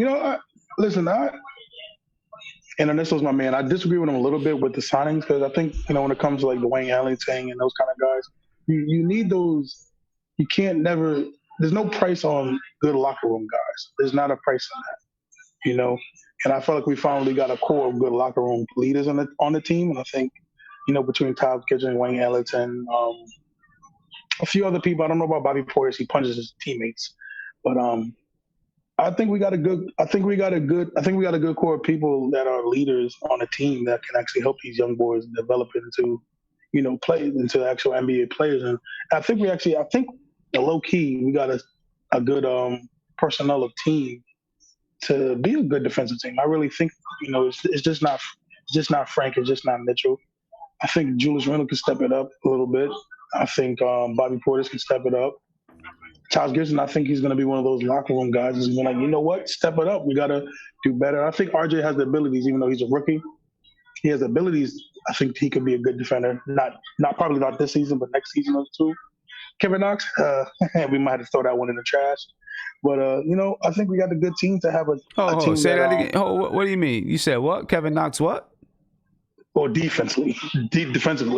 No. Well, I mean, you never. saying. But listen, you know what? This is what I say about that. The only thing I'll say about that is let's see where he comes this year defensively, because the Knicks were so bad defensively last year. It was ridiculous. And ladies and gentlemen, the Knicks are back. So we are gonna. I'm gonna let you guys get to the media day and listen. Right now, Julius Randle is on the stage. Let's try to listen a little bit. All right, see what Julius Randle's got to say. Yeah, I like our group a lot. It's working already. Yeah, doesn't matter. Okay, cool. Yeah, I like our group a lot. I think we got a lot of guys with the right mindset that want to do whatever it takes to win and to make our team better. And I think this is a very good group of guys, a deep roster, and I'm excited to get it started. Darryl. Darrell Johnson, AM New York. Julius, talk about some of the decision-making process that made you come to the Knicks. Yeah, I mean, for me, it was a pretty easy decision. Once I knew it was an option for me to be able to come here and play for the Knicks, it was a no-brainer for me. I think since like my second year in the league, I think it was my first time playing in MSG, and just that feeling of playing in MSG, the excitement, I had no clue what to expect or really knew what I was walking into, and that feeling has always kind of stuck with me. And I always wanted to, if I ever had a chance to play in New York, I always told my family, I always told my wife, my friends, if I ever had a chance to play for the Knicks, that, this would definitely be a no-brainer for me. So for me, it was an easy decision, quick process. And, I got it done as soon as I could. Henry Aventure, obviously injuries are a big part of the game, and preventing them is a big part of the game. There's some really high-tech people doing things with force plates and cameras, and have you indulged in all that? Has it helped you in any way? Yeah, I mean, the game has come so far as injury prevention, making sure guys are staying healthy and managing workload and all that stuff. I know load management is this big deal now, but it's just as far as managing workload, seeing how guys are recovering and responding to practices and games. It's all a part of basketball now, and I think it's a good thing. There's gonna be times where you're gonna have to push through things. You're gonna have to push through, minor nicks and knacks or whatever, or bruises, or maybe you're not feeling as energized. You got to push through it, but the big thing is minimizing feeling like that.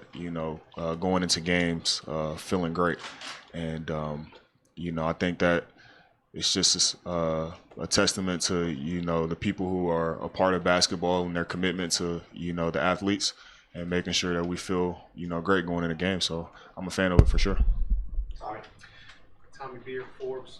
Julius, you averaged a career high in makes and attempts from three-point territory last season. You talked with Coach Fizdale about your role in the offense this year, specifically, increasing maybe those three-point attempts. Is that something you think you'll include here in New York? For sure. That is definitely something I'll talk to Coach about. Something that he wants to be even more of a part of my game, and heading into the summer is something that I worked extremely hard on to keep improving. Throughout the years, I've gotten better as a shooter and continue to get better. And last year was a great opportunity for me to display, my shooting ability. And, along with that came the confidence. And, heading to the summer, like I said, I worked extremely hard. So it's definitely something that'll be a part of my game. Obviously, I know what my bread and butter is and, what makes me who I am as a player. But, going into the summer, you try to continue to get better and add more things to your game, and that's definitely something that I continue to work on. Back here, Kyle Badger of the Knicks ball. How do you feel about the front court pairing with you and Mitchell Robinson? I know you played a little bit with Anthony Davis last year, but having a legitimate rim protector like that, what does that do for your game? Yeah, I'm excited, man. That was one of the things I talked to Fizz about. That I was extremely excited about because, Mitch has no clue how talented he is, how good he can be. and me being a leader of this team, I'm definitely gonna push him to try to maximize his potential. Because that's a kid that I'm extremely excited to play with day in and day out. So for me, it'll be fun. He's so long, so athletic that you can really get into guys on the defensive end of the floor, and you got that guy behind you. I was telling Coach, for instance, we had played at the Garden and last season, and we had played Mitch. And he kept coming. Like, I would get to the basket, or I get past the first person, and he kept coming out of nowhere. And I'm like, man, who in the world is this kid? Like get him out of here. Like, I'm trying to get him in foul trouble. I'm trying to, be physical with him and stuff. And, he was just everywhere. So, I can't imagine. I'm glad, I got him on my team. I don't got to deal with it now. I know you guys, Kentucky guys work out a lot back together. Do you know Kevin at all? I know he's very young player, so Yeah. Sense of what you can see in him. Kevin is extremely talented. That's a person who's going to be a key part of our team, and what we want to do. He's 6'10". He's 6'10". He's long. He's athletic. He can shoot. And like I said, he's extremely talented. So I remember watching him when he was at Kentucky, actually, and how good he was there as well. So that's another person on the team that I'm extremely excited for. And like I said, as a leader, I'm just going to try to push everybody to be better, do what coach is asking of us, buy into what coach wants us to do, and within that, try to help guys get better individually to help us as a team. This is a huge basketball market, and the world's most famous arena, and you're looked upon now as, not just a leader, immediate impact player, but also a marquee player. How's that make you feel? I'm excited. This is, like I said, when I first stepped into Madison Square, I was actually it was on Kobe's farewell tour, and just that energy, like I said, in that arena that night was amazing. And now I have the chance to experience that energy every night, and that's definitely an opportunity that I'm not going to take for granted.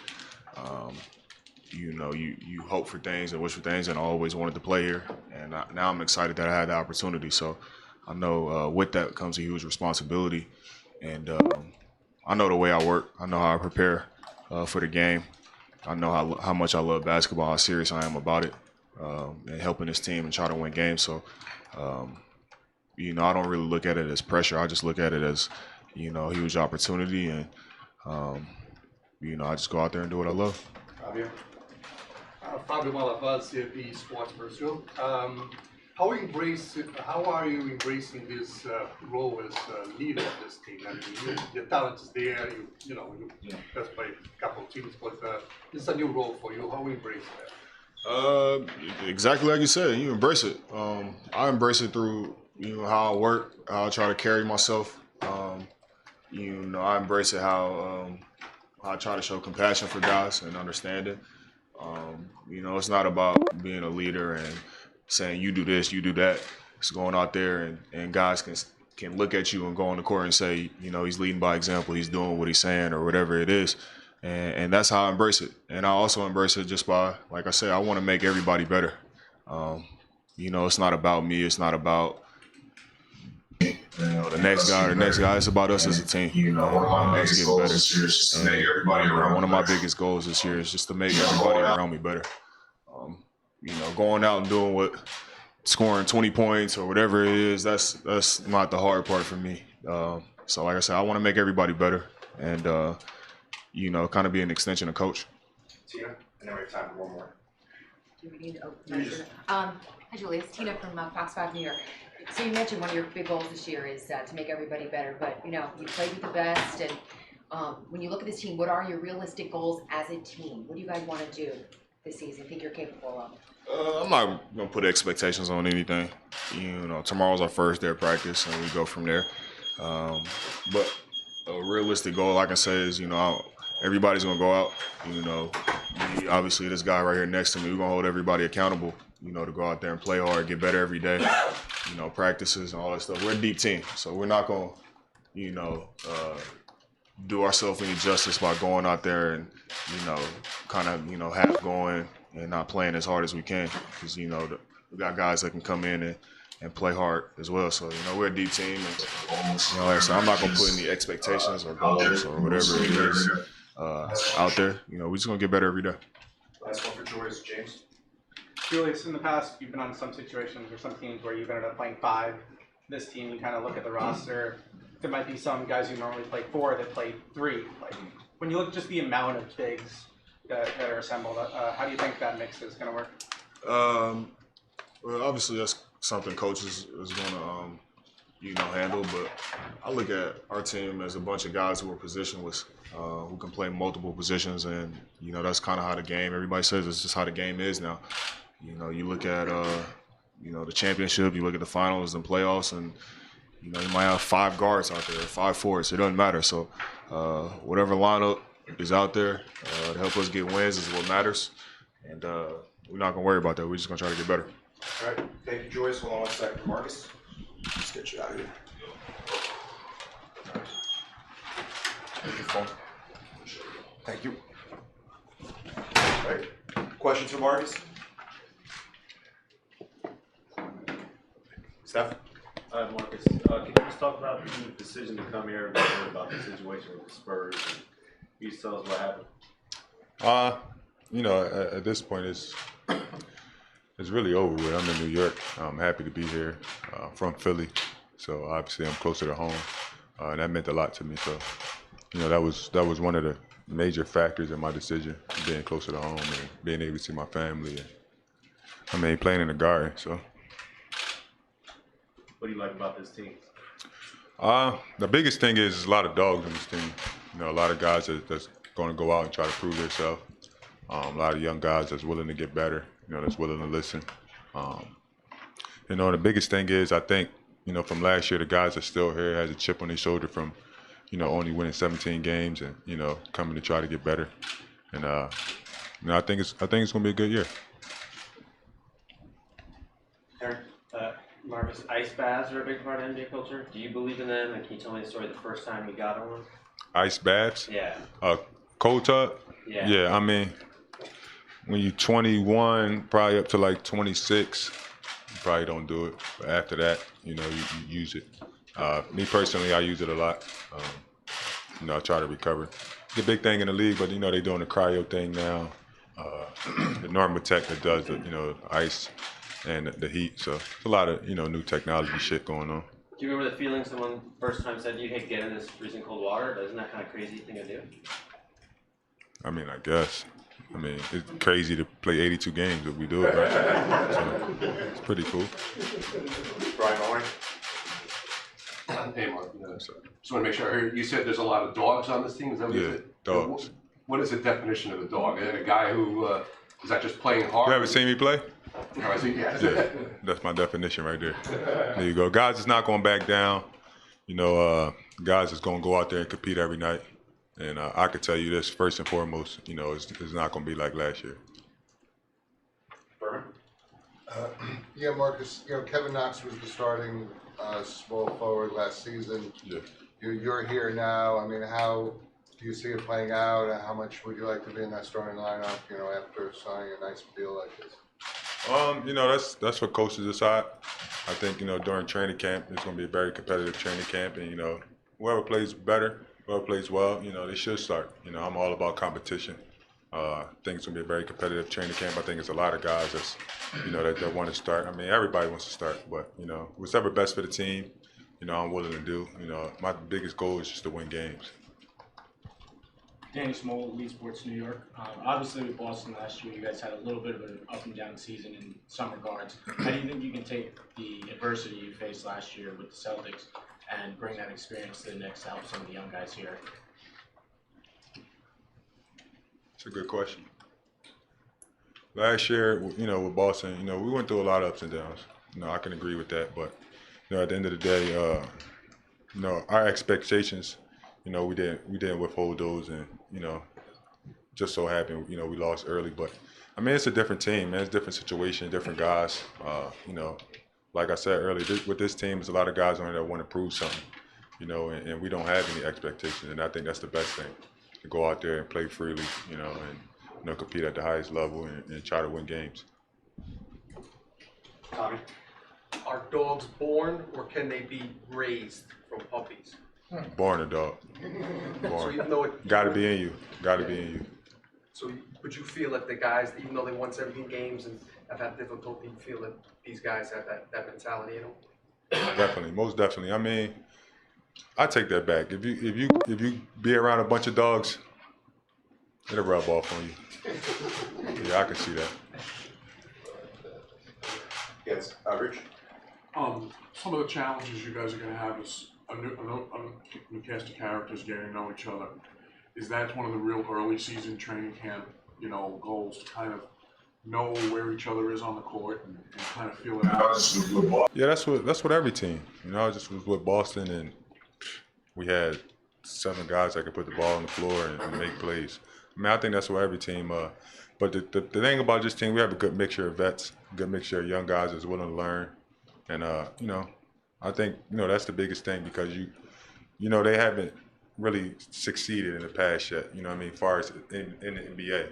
So you know they don't really have no expectations, so they don't really know what the NBA is about. And then when you have guys that been in those positions that are willing to teach them, the biggest thing is for me is since I've been here, these guys are willing to learn.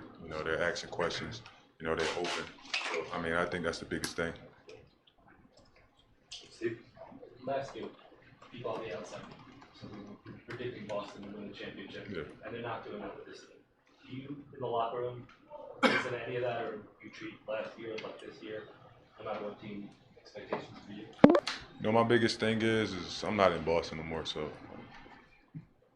I'm not even worried about what happened last year. I'm ready to move forward.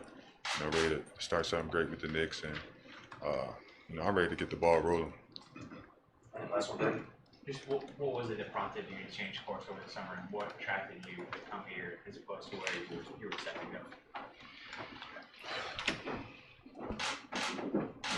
go? My biggest thing was, as far as my free agency, it didn't go as planned, and a lot of those decisions came off of, a lot of unknown sources and unknown situations. So, I kind of committed very early than what I really wanted to, and New York came about and I seen the opportunity, East Coast, the Mecca from Philly, like I said, and the biggest thing is, I think that, not I think, but I know they embrace guys like myself, you know what I mean? And that's the biggest thing for someone to be able to accept me for, the type of player I am, the type of heart I have, and I'm excited to come in.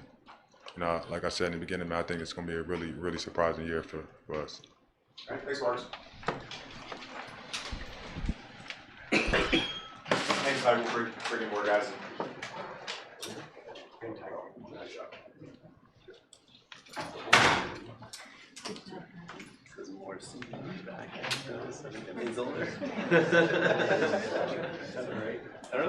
All right, ladies and gentlemen. So as we wait for some more guys to come in, we'll just kind of analyze what we just heard. We heard Marcus Morris. We heard from Marcus Morris and Julius Randle. That was just Marcus Morris. He said this team has a lot of dogs on the team, and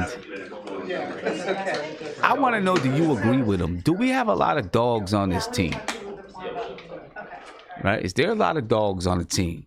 And if so, who are the dogs? Marcus Morris is definitely one of them. Maybe Reggie Bullock. I guess you would say that Julius Randle is one of the, is one of the guys that you consider a dog on the team. Who else would you consider a dog on this team?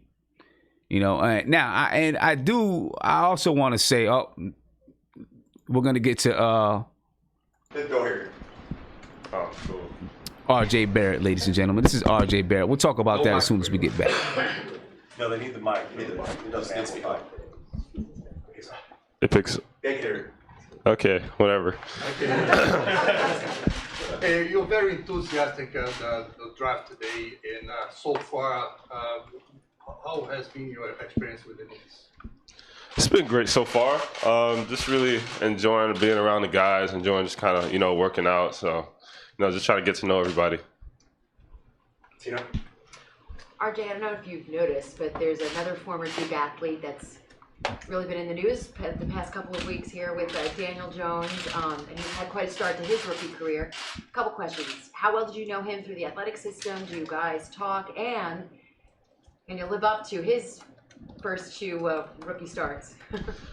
I've never actually spoken to him because just the way campus and our schedules were set up. Never really spoke to him, but I'm really happy and really excited to see that he's doing well.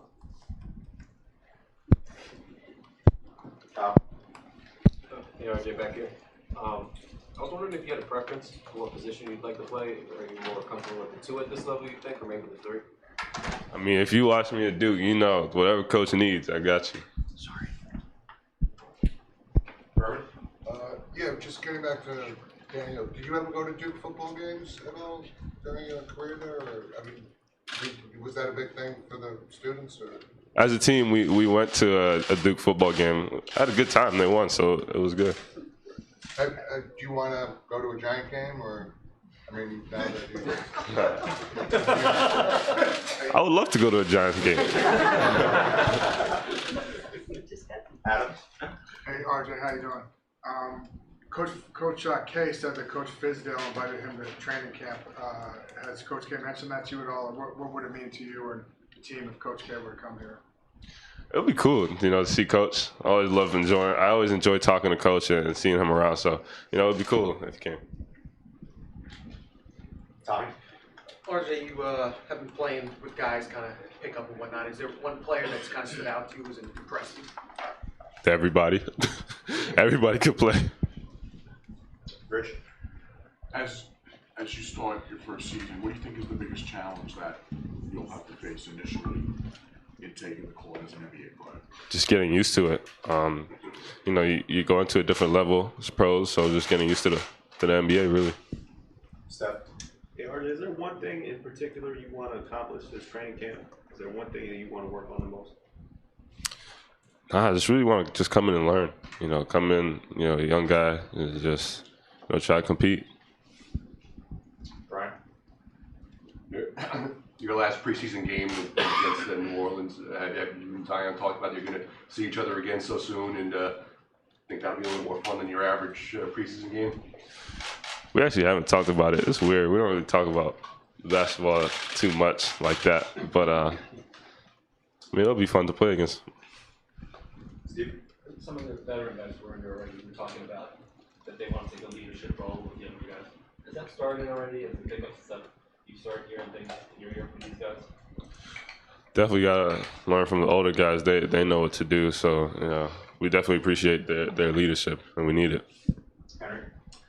RJ, do you take ice baths? And if so, do you remember the first time emotionally? Is it a pain in the butt to get in that cold water? Definitely take an ice bath every day. You get used to it. You hate it at first, but it makes your body feel better in the long run. Who started you on it? I really started to do it consistently at Duke. Yeah. Mark? RJ, you said everyone can play on this team. You're the number 3 pick, and with that comes with a lot of expectations. Do you wish maybe fans would temper themselves because you're the most famous player on the team really right now? How do you handle that with so much expectation for you, even as a rookie?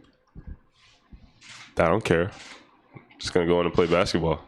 That's all I can do. Antoine? Have you watched Frank play this summer, and do you think you guys can be compatible on the court? Sorry, say that again. Did you watch Frank play this summer, and how much compatibility can you guys have? And you can answer in French.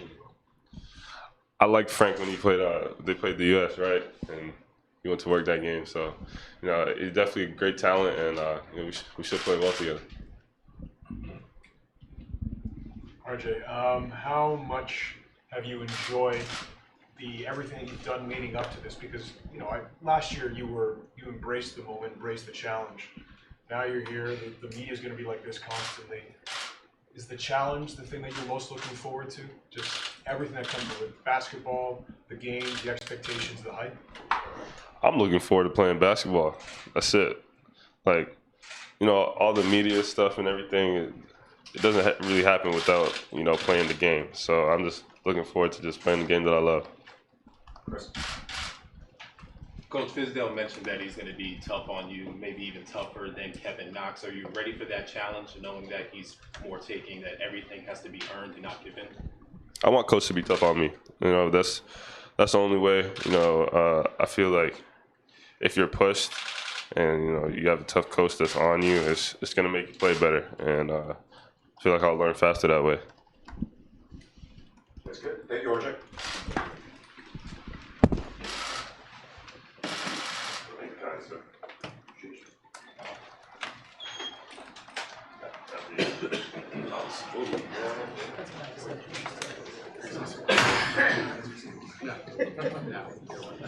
Yo, what is up with this dude in these ice baths, man? Like, who is this guy? Asking about ice baths. That's wild. I'm not understanding what's going on. Ice baths? Who is this dude? Maybe it's somebody who is maybe they're doing research on ice baths or something like that. Who knows? You know what I'm saying? But this ice bath stuff is out of control. If they continue to ask it, you know, somebody needs to step to this guy and ask him to leave because that's just crazy. You know what I mean? That's just wild. Forget about these ice baths. Anyway, you just heard from R.J. Barrett, all right, rookie, Knicks rookie. They didn't, he didn't get asked that many intriguing questions. They asked him about Daniel Jones. I get it. Daniel Jones is doing his thing right now, and he's from Duke, so they asked him about that. They asked, did he want to go to a Giants game? Next up, Elfrid Payton. How y'all doing? All right, so we're gonna go ahead and listen to Elfrid Payton, ladies and gentlemen. Steve? Obviously, you had a relationship with Scott Perry. Yep. What was the deciding factor to come here when they have Dennis? I guess they say it's an open competition. Just wanted to be a part of something, the start of something. You know, reuniting with Scott Perry, like you said, somebody that I trust, somebody that's always been real with me throughout my career. So just wanted to get back with him. How do you? I mean, is it important for you to start at this point in your career? I mean, they got point guards that are already on the squad. What do you think about that competition? You gotta talk to coach. Only thing I really care about is winning. That's all it's about. How much have you gotten to know Dennis so far? What's that? Getting to know him a lot. Man, me and Dennis talk a lot. You know, we worked out a few times together. So just building that relationship, building that chemistry. But we talk a lot. Scott make a pitch to you personally there? Did you see it come to New York? Just talked about trying to change the culture. Talked about other guys that he was trying to bring aboard or guys that was already coming aboard. And that was the biggest selling piece to me, like just the guys that we was bringing in here, the type of guys, was something I wanted to be a part of, like I said. Alfred, what element do you bring to the position that maybe the other guys on the roster don't bring? Like, what part of your game do you feel you can really add to help this team? Like a young veteran, I think. Somebody that's kind of still young myself, but also have played 5 years. Been around the league a little bit, seen a lot of things, been through a lot of things. So a little bit of leadership, a little bit of guidance. I think that's something I could help them a lot with. Tommy? Had a chance to play with York Knicks at all, or had past experience of playing against them or watching them in FIBA this summer? Yeah, I caught one of those games that he played in FIBA. I haven't had a chance to work with him. We kept missing each other this past week when he just got back. But eager to learn, wants to get in the gym. So anytime you got somebody like that, they're gonna succeed. You played with Julius last year in New Orleans. What kind of relationship did you have with him? Were you guys in contact with each other during the game? For sure, 100%. He definitely texted me right after he got done. That definitely had a hand in it too, as well, along with the Scott Perry piece. But yeah, we definitely built a good relationship last year.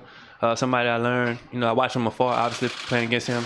The Lakers, we have the same agent, so I knew him, but actually being, seeing him every day, seeing how he works, his approach to the game, was definitely something I was impressed with. Sorry, one more. Do you know Mitchell at all? Because I know you're from New Orleans. Yeah, I actually tried to get Mitchell to play for my AAU team. Okay. So I've known him, but this is my first time, like last year, actually seeing him play. I was gone a lot, obviously playing in the season, but I would hear a lot about this guy, Mitchell Robinson, at home that's really good. And, somebody could play, and he had a chance to obviously make it to the NBA. But last year was my first time actually like consistently seeing him play. What happened when you tried to get him on the AAU team? Let's just say it didn't work out. Can you just tell me, from outside sports teams look crazy to get in 50-degree water with a cold tub, ice bath. Can you talk me through it? Why athletes do that? Getting into a cold tub? Yeah. From what I was told, it's supposed to help your body, help calm you down. You do it? I do it. How do you feel? I feel cold when I get out, but I do also feel refreshed. It just helps me get ready for the next day. It's definitely something that a lot of the vets tell you to do, training staff, and I do feel like it helps. You do feel better. 82 season game, long practices, training camp, stuff like that. It wears on your body. So anything you could do to help recover, things like that, you try to do it.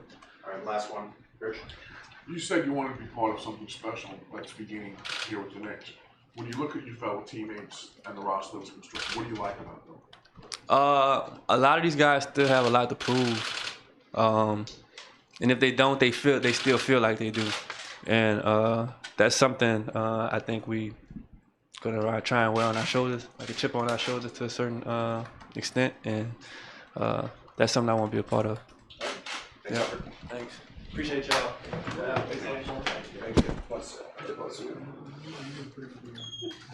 The ice bath dude, once again, rears his ugly head. What is this? Just another thing for the media to joke on about with the Knicks. You know what I'm saying? The ice bath dude. But anyway, I totally forgot that Elfrid Payton and Mitch Robinson from the same area. Not that they've probably, I don't know how much how much time they spent around each other. You know what I'm saying? But, that's another way to build chemistry. Guys from the same location. Dennis Smith Jr., ladies and gentlemen, let's check him out. Steve? Dennis, I know you only had a little time here last year, but basically almost a whole new roster. Just what are your thoughts on it, what you see here? I like the guys that we have. We got a lot of toughness, and we got a lot of skill and a lot of guys who I feel like are selfless players. So I think we'll be fine. Chris? We saw you in Vegas back in July. You said you were working on your shot and how confident. I mean, I guess how has it continued to progress since then, and then how confident now that In Vegas, I was super confident in it, and nothing's changed now. I still put a lot of work in, so the confidence is still growing, it's still there, and coach them, they believe in me to make those shots, so I got to take them with confidence and hope that the work pays off.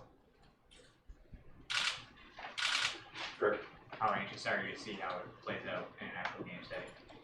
I'm super excited. That's all I've been saying all summer. All I've been saying is it's just taking way too long for the season to start. So we're getting closer and closer. Today's media day. We start training camp tomorrow. So, we look forward to bringing that same energy, and we're going to hit the ground running. Have you kind of set a goal for yourself in terms of what you want to shoot three this year with the jumper? Just trying to see what you I set a couple of goals, which I'm not going to share before anybody asks, but I set a couple of goals for myself and a couple goals for this team as well. Kyle?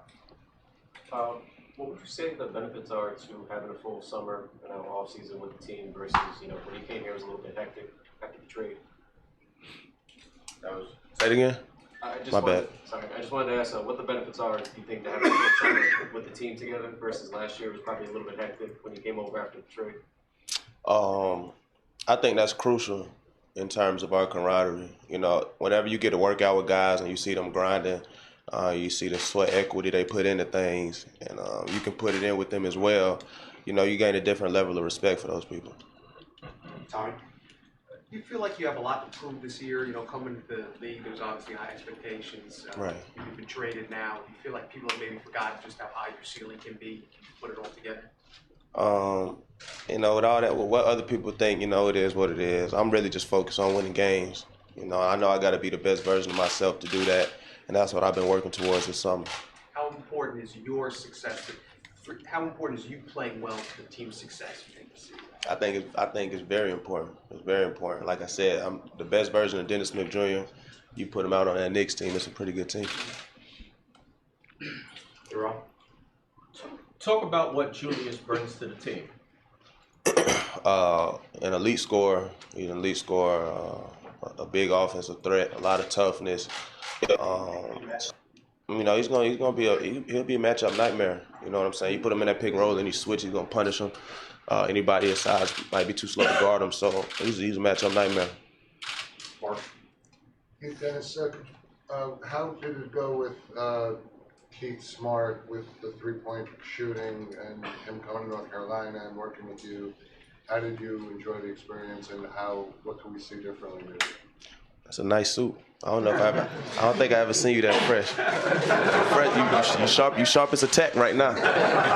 But with Coach Smart, man, it's been great. He came down to Fayetteville and we got a lot of work in. You know, I'm talking like 2 days.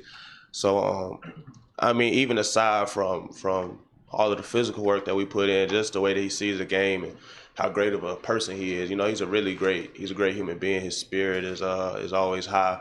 And there's so many things that he was telling me about the game from a mental aspect. He told me during last season that I never even thought about, and it helped me out tremendously. So I'm thankful for everything that he's done for me. How do you view the point guard competition? How do you think that can make you better? I like it. You know, we like 2 to 3 deep at every position. So everybody's going to come with their hard hat on, and everybody's going to compete at a high level. Anything else? Thank you, Dennis. Yes, sir. So a couple more guys.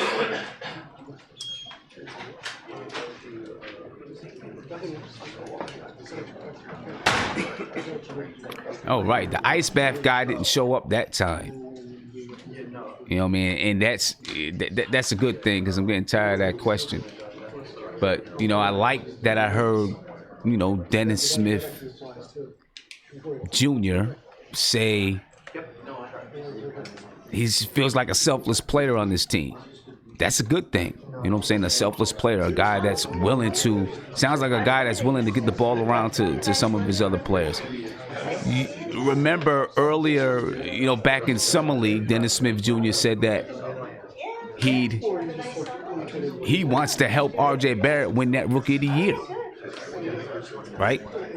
That's good stuff. I like that. I like what I'm hearing from R.J. Barrett. We will see if it's actually going to translate over into the regular basketball season. Right? We'll see if it does. And I hope that it does. But I like the things that I'm hearing from R.J. Barrett. I mean, from Dennis Smith Jr. And, you know, look, even about the point guard battle, which there's going to be a point guard battle.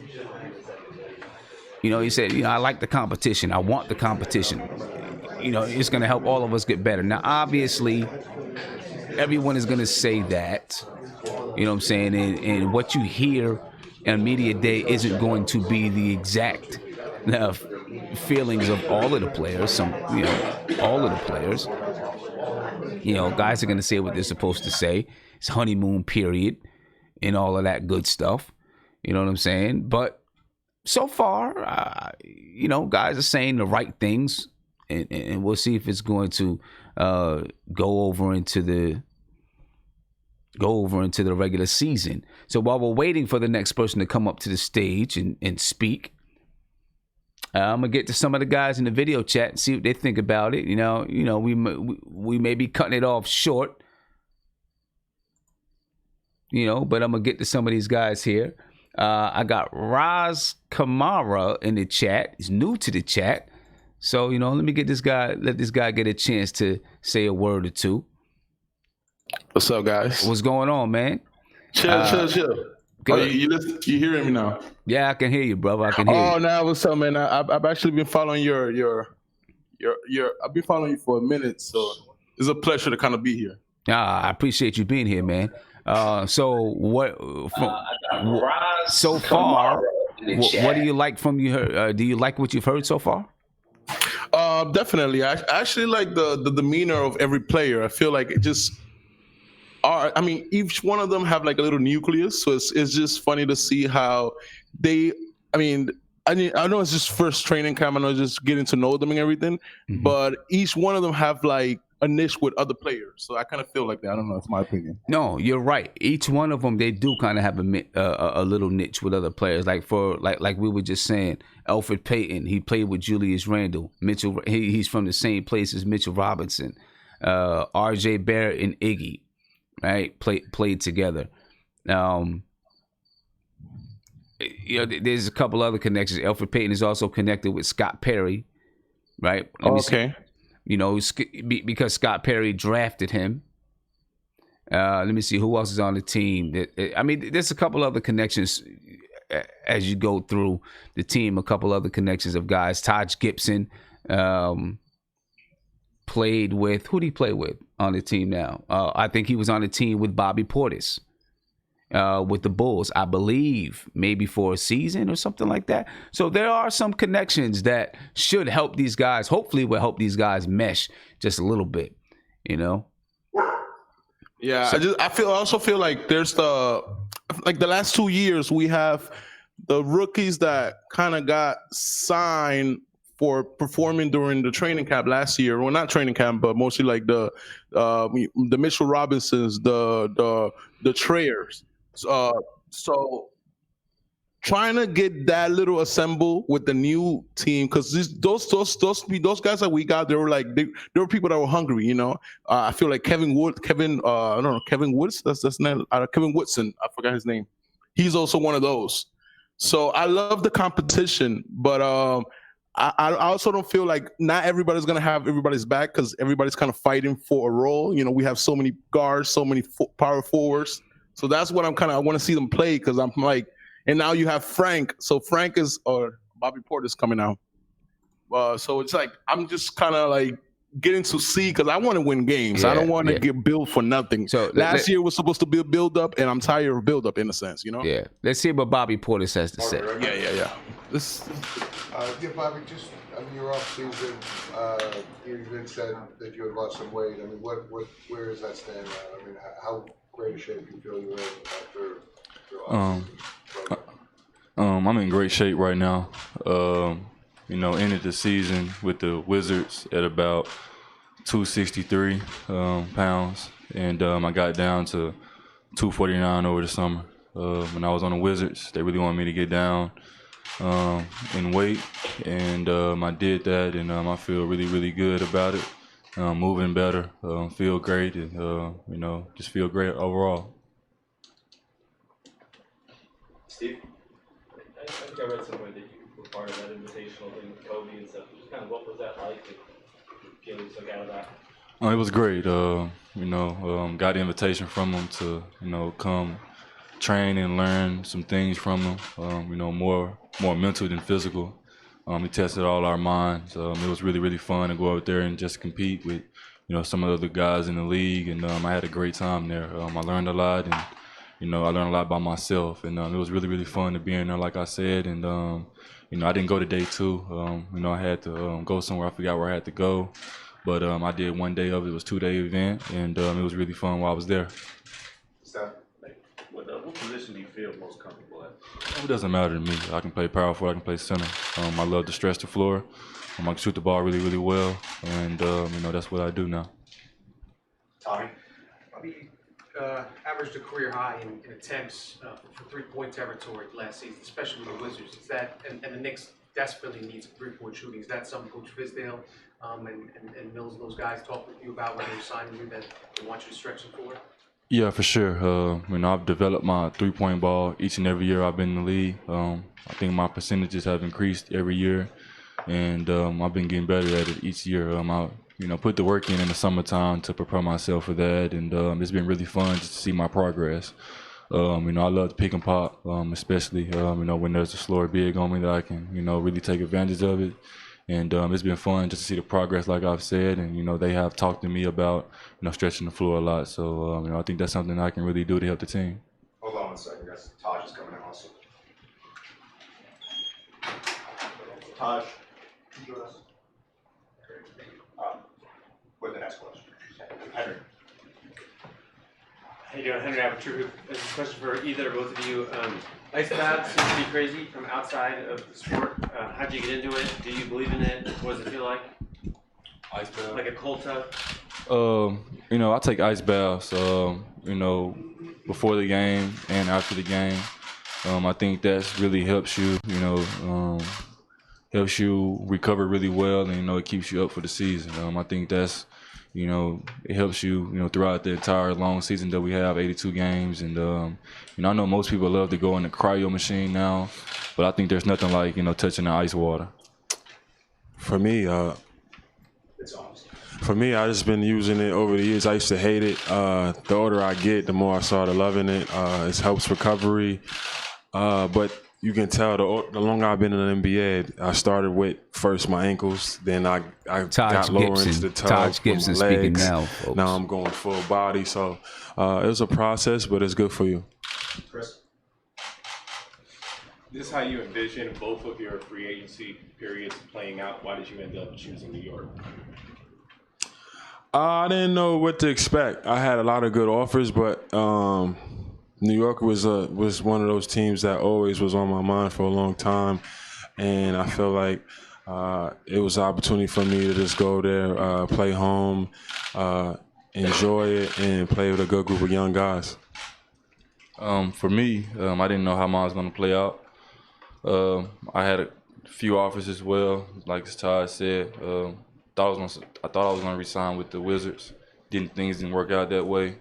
Came to New York because they really, really wanted me, and they had that desire to reach out to me and talk to me on a daily basis, and my agent as well. Both of you, talk about what Julius Randle brings to the front court. I think he's a talent in himself. Just playing against him for a while now. Yeah, he's a strong guy. Just playing against him the last month or so in pickups, he's a really strong guy. He's really high IQ'd. He can shoot the ball.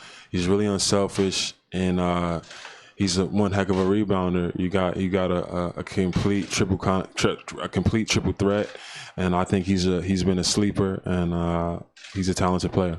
For me, I've been knowing Julian since I was about 9 years old. We were in the same high school class, been playing against him forever in AAU, and one thing about him, he just keeps getting better. Each and every year he adds something to his game, and I think that as a basketball player, that's what you want. To keep getting better, keep rising your game, and for him, it's just been a joy to see in him. Danny Small, Elite Sports New York. This one's for you, Bobby. You've talked about Sixth Man of the Year in the past. Can you just say what winning that award might mean to you, and something you think you might have to add to your game or change, or what you have to do to make sure that you can make a run at that award? To answer that question, it's more a team thing right now with me. Not focused on myself, more focused on the team, and trying to be the best, best player I can for the basketball team. Obviously, accolades and things come, with team success, and I'm just worried about us, just trying to take it day by day, trying to win as many games as possible, to try to build our camaraderie. Brian, as you guys have been known for your toughness in your career, you played on some tough teams. Have you noticed it being sort of absent here? They talked about before, Marcus was saying that you've got some dogs on this team now that maybe weren't here before. Do you sense that in the players that were brought in here? Yeah, I felt just being around the guys the last month or so. You just see the sense of urgency. Every time we're always texting in the group text. Guys are really into playing with each other. Guys are really into competing every day after the day is almost over, and I'm checking the messages. You always see guys say, "Good job today. We really competed." Guys are just hungry, just going out there. You look at the makeup of a team, a bunch of guys who are underdogs, highly skilled, highly talented guys, but they bring a mentality that just wants to win and wants to prove people wrong. Any last for Bobby? Rick? You guys are joining a team with a lot of new players on a lot of new components. When you look at the roster and look at your teammates, what impresses you the most about the flexibility that all these players are going to give you as a team? I think the best thing about our team is that we have a lot of guys that's always picked second. We have a lot of guys that's our underdogs in the sense that nobody really believes in, nobody really is talking about. And I think when you put a full roster of guys like that on the same team, you build a great basketball team. And we're going to be hungry from day one. We're going to take it day by day, but I think that we have a lot of guys on this team that's been picked second. That's always picked second, like I said. So I think it's going to be a joy to watch this season, and I can't wait to get started. I'm going to want Bobby out and let Taj answer that question. Appreciate y'all. Like, you can hit it on the head like what Bobby said, but just the makeup of guys who really want to put basketball first. You look at the market of New York and all the stuff that's going on. Guys just really focus on just trying to be better and learn as things go. You got guys in here. We've been working on once free agency was over, guys have been mostly getting with each other and being around each other for almost 2 months. Guys would have separate workouts. Guys would fly, take off their time and fly and get with each other within the week. So I just showed you right then and there, guys are willing to improve, but the respect level is there when you talk to Fizz and the rest of the coaching staff. Is just guys really want to just do something special. Taj, one positive about having all these guys that can compete is added depth, but you've been around the league a lot. Once the games start, rotation gets cut down to 8, 9, 10 players. There's going to be guys, I think, outside of that rotation looking in. How do you think guys will handle that, and do you feel a responsibility as a veteran leader to kind of walk guys through that process? Well, it's like you said, it's the NBA, but at the same time, as a veteran leader, as a guy that's been around a while, that's where I have to come in and try to be there and help the coaching staff out, because things like that do happen. You have to stay ready. The NBA is about staying ready and taking advantage of your time, whatever minutes you get. That's one thing about this team. Guys are just really ready to go in and do whatever it takes to whatever amount of time you get. The first thing that most guys talk about in the offseason before I came here was that this city will love you if you go out and just play hard and do whatever you can do for just 5 minutes. You can just become a special person in this city, and that's kind of things that can translate in a positive aspect for the kids and for the guys, younger guys on the team. Steph, last one. Hey, Taj, you got a bunch of guys here who, a lot of guys who never even played in the playoffs, and a lot of guys who can be free agents after the season. How, as a veteran who's been through the playoffs and knows about winning, how do you kind of tell these players, how do you keep them focused on winning and show them that that's what's important? Basically just being in there, challenging them every day, but at the same time having guys like Marcus, Bobby, and certain guys who compete at a high level and who's played in the playoffs and understand just a winning atmosphere and at parts in their career. It helps me a lot because it's easy for me to go out and say, we got to do this, we got to do that. But when you got multiple veterans there and constantly pushing the issue and pushing that's not what we're going to do today, and we got to do better than that, it speaks volumes. But one of the guys who's been already been really focused on doing that is Julius. He's been great this last couple of weeks. He's been really vocal, and so far it's been good. But like you said, in the NBA, things do change. All right, thanks, guys. Thanks for doing this, Taj.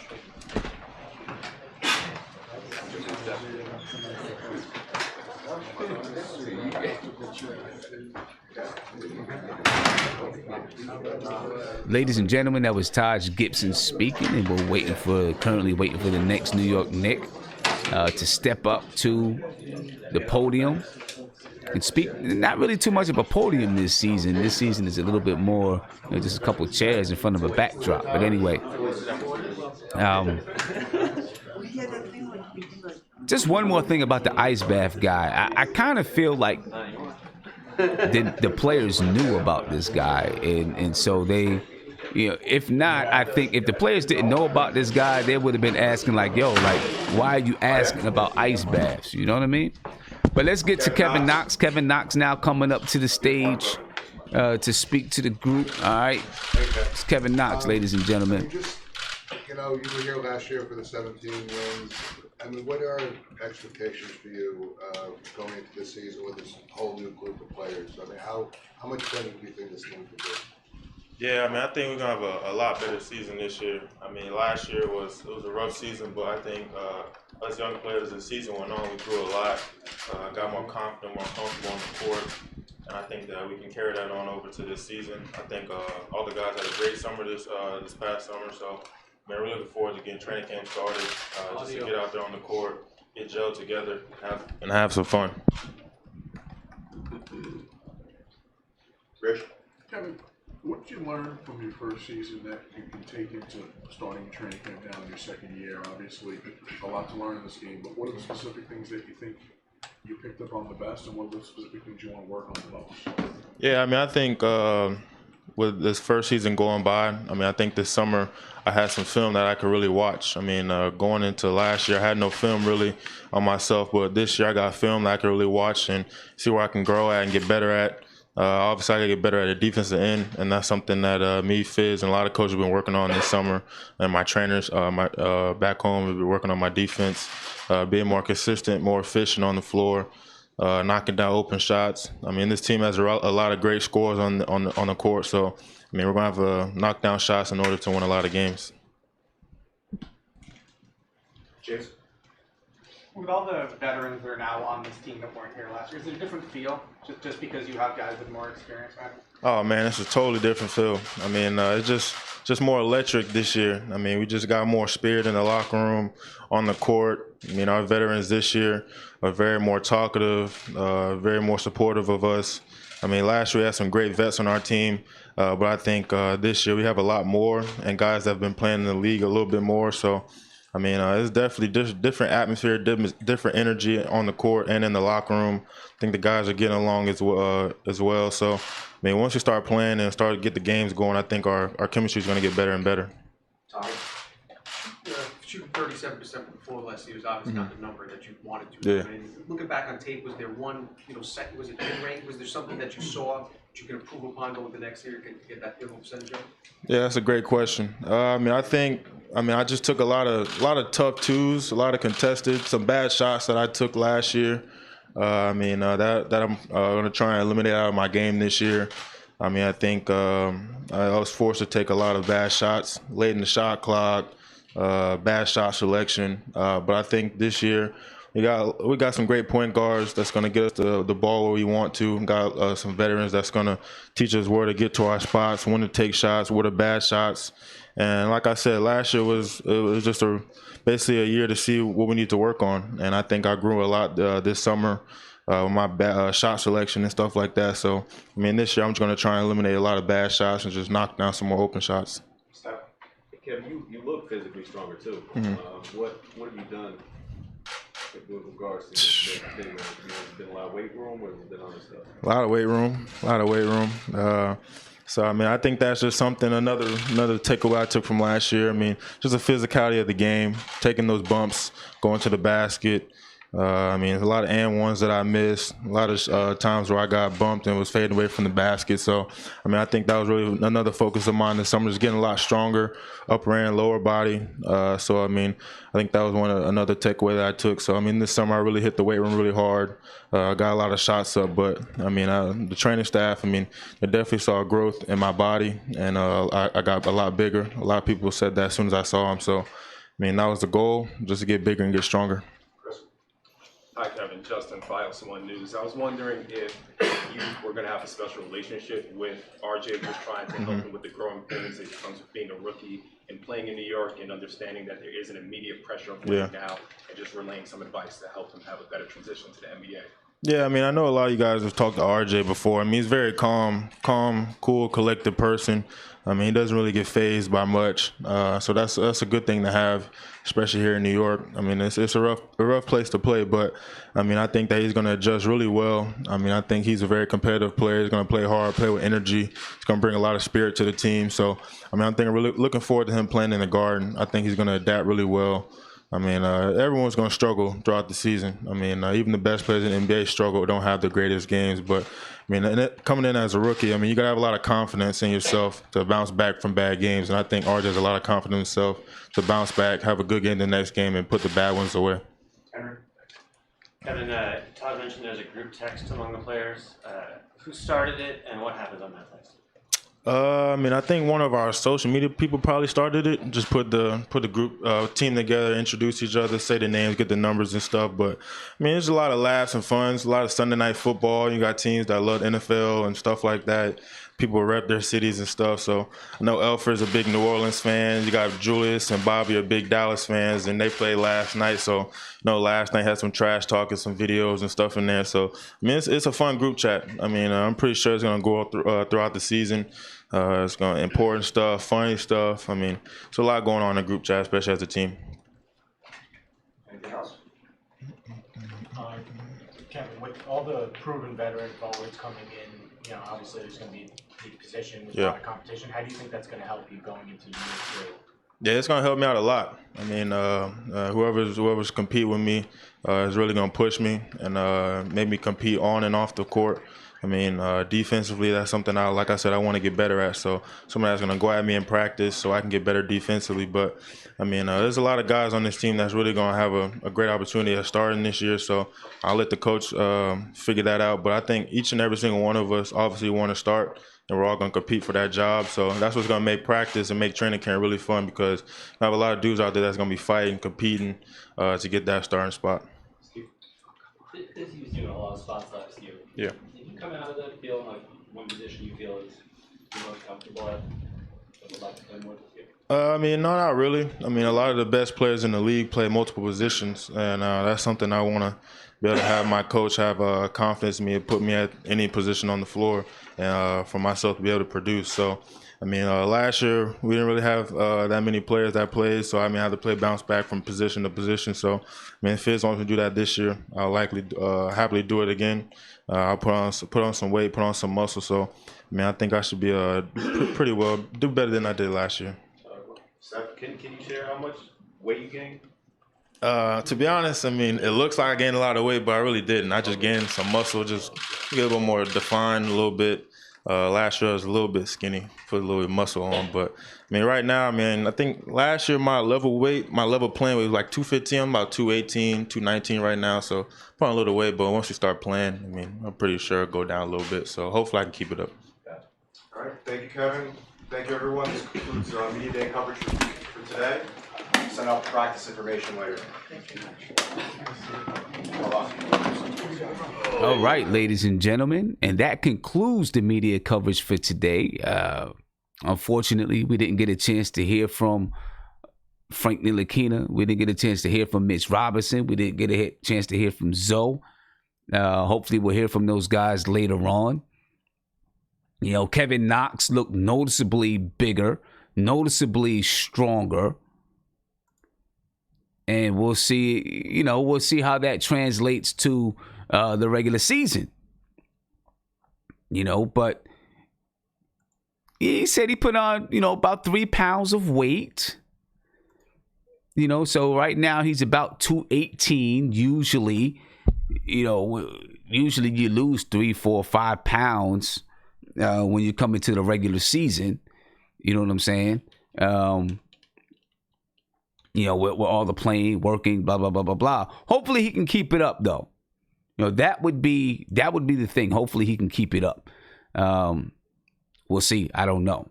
I don't know.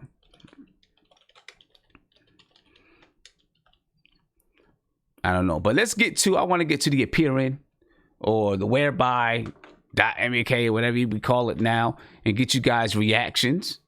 All right, find out what you guys think about everything that you heard out there today. What you liked and what you didn't like.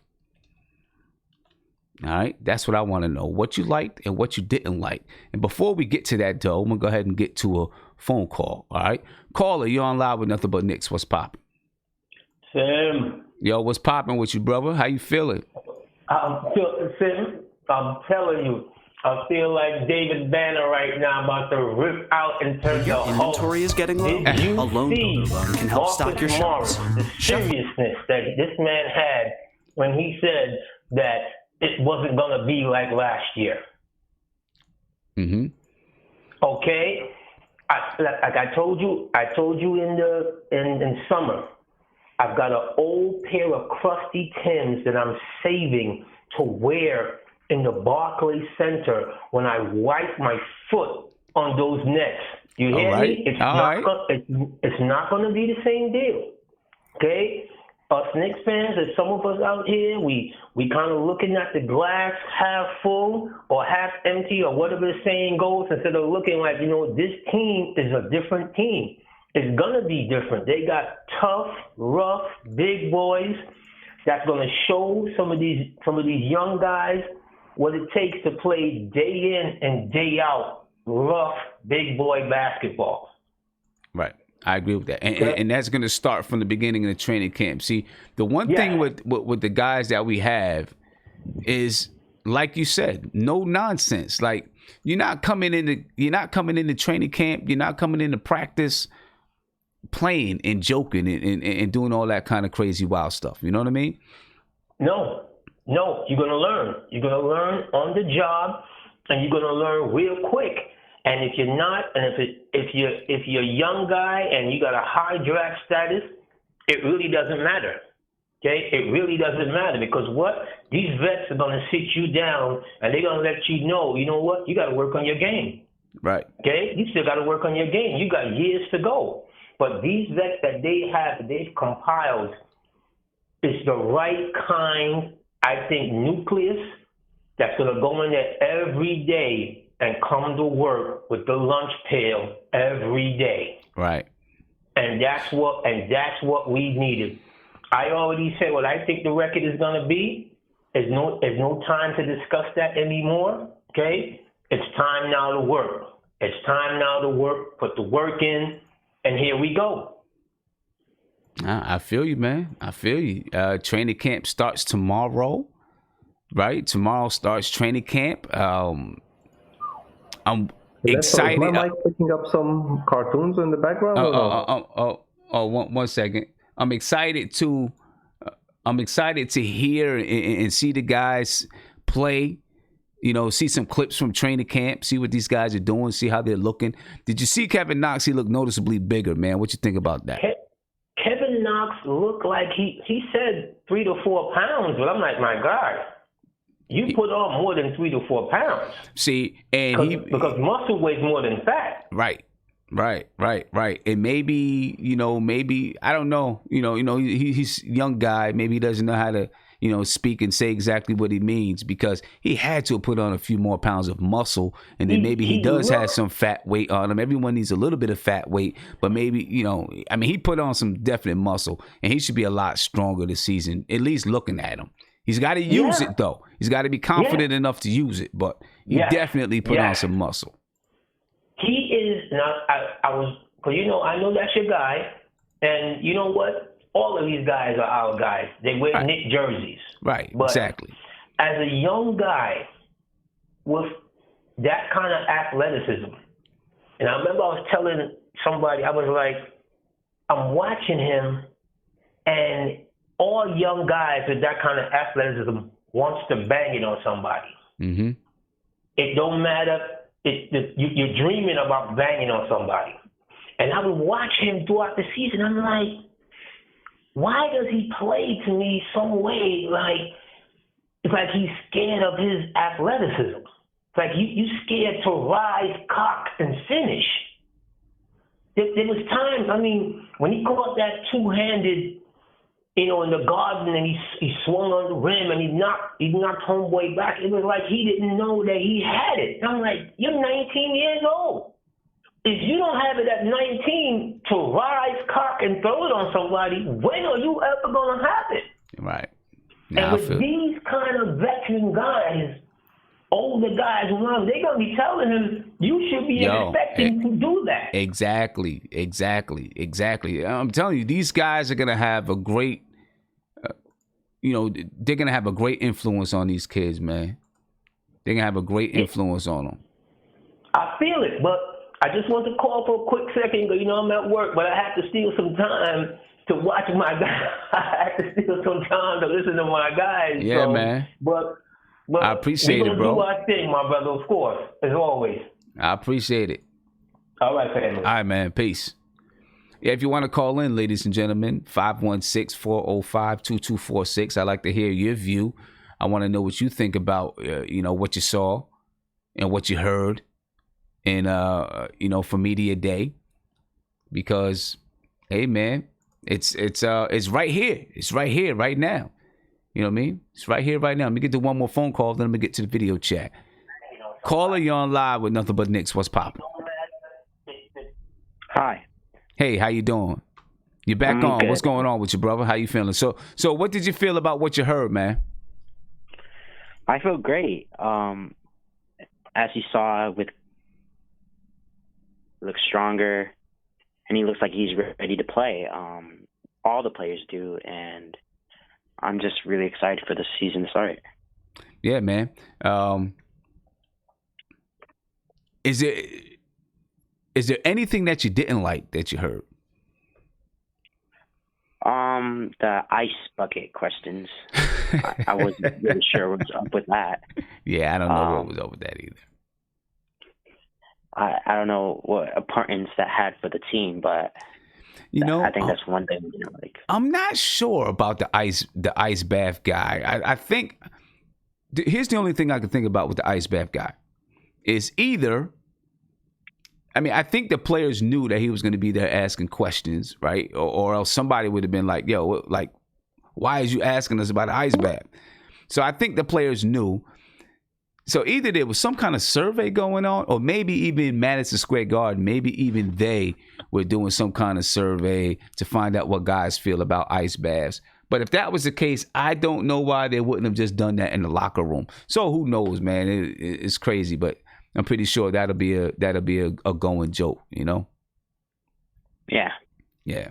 But hey, man, I appreciate your call. I don't know if you're at work or whatever it is, but hopefully you enjoy the rest of your day. Thank you. Yeah, it's I a hope happy, you do too. Yeah, no doubt. Happy Monday, man. It's a happy Monday. Knicks are back. We're back in the building. We're back in session. So, we're going to go ahead and get this thing rocking. And look who's back in the building. Mark is back in the building. You know what I'm saying? Let me see what's up with Mark. Mark, what's going on with you, brother? How you feeling? What's cracking? I'm good, man. Did you watch Media Day? Yeah, I just finished watching Kevin Knox doing like fifth workout plan. Oh, I can't hear you, man. You're a little bit low. I said I just finished watching Knox looking like fifth workout plan. Yeah, man. He was looking big, man. He looked big and strong. He looked like he did like 30 push-ups just before he got on the stage, though. I think he did like 30, 35 push-ups just before he got on the stage. I really do. That's muscles he put on. I know, but yeah. He wanted his joint to pop. You know what I'm saying? Yeah, he wanted his muscle to pop. So just before he got on the stage, he hit like 30 push-ups. I think Julius Randle did the same thing. They hit like 30 push-ups, then jumped on the stage. You know what I'm saying? That's what I think they did. But he looks good, and I'm excited, man. I can't wait to see him. Can't wait to see him play, and see what they're gonna do. Andy, what's your takes, man, from everything that you heard? You know what? I noticed that Bobby Portis was working on the whole offseason on those eyes, man. Those things were huge. He was like, yeah, man. At the beginning, I was like shocked, man. Yeah, man. So to get that out of the, you know what? No, they're not gonna say anything, stupid. They got prepared by the PR department, so they said everything, cool and stuff and calm. Right. Yeah. Of course. I want to ask you, Julius Randle. He was the first person up, and he said that he's the leader. He wants to be the leader. Now he said the right things, but do you think he can be that leader? Do you think he's ready? This would be his first time in this type of a role. You know what I mean? Similar to Tim Hardaway a few years ago. First time in this type of a role. What do you think? You know what I was thinking when they asked him? Of course he's going to say that he's going to embrace it. But, I could go on the podium and say everything he said without any preparation because it was so politically correct. But I was, you know what I'm waiting for? I'm waiting for some guy on the team. I don't know who it's going to be because I don't think it's going to be Mitch or any of the young guys. But from some maybe a little bit, more, seasoned, they're going to, call him out on defense. I want to see his reaction then. Yeah, and, right. That's going to happen. And I wonder if someone's going to have the balls to call him out on defense. Because on offense, like we said, he's going to lead the team. There's no doubt about that. But on defense, I'm just waiting for someone to, call him out on that. Yeah, and I'm surprised none of those questions came up. Now, you never know how things went, but I've been to Media Day before for the Knicks. Back in 2014, I was at Media Day. And, we went back. We were in a room. As a matter of fact, I sat at the wrong desk. There's desks there for the reporters. There was a desk there for the Wall Street Journal. So I just sat there. I didn't even pay attention. I just sat down, put up my laptop and start blogging everything. The guy walks over and I'm looking. I'm like, oh snap, this is your desk. You know what I mean? So I stepped out the way and let him sit there. And everybody is there. You know what I'm saying? Everybody is there. Frank Isola was there. Jared Swerling was there. Ian Begley was there. I mean, everybody's right there. But they don't say anything to you like, don't ask these type of questions or don't ask those type of questions. They got food there for you. You go in those room.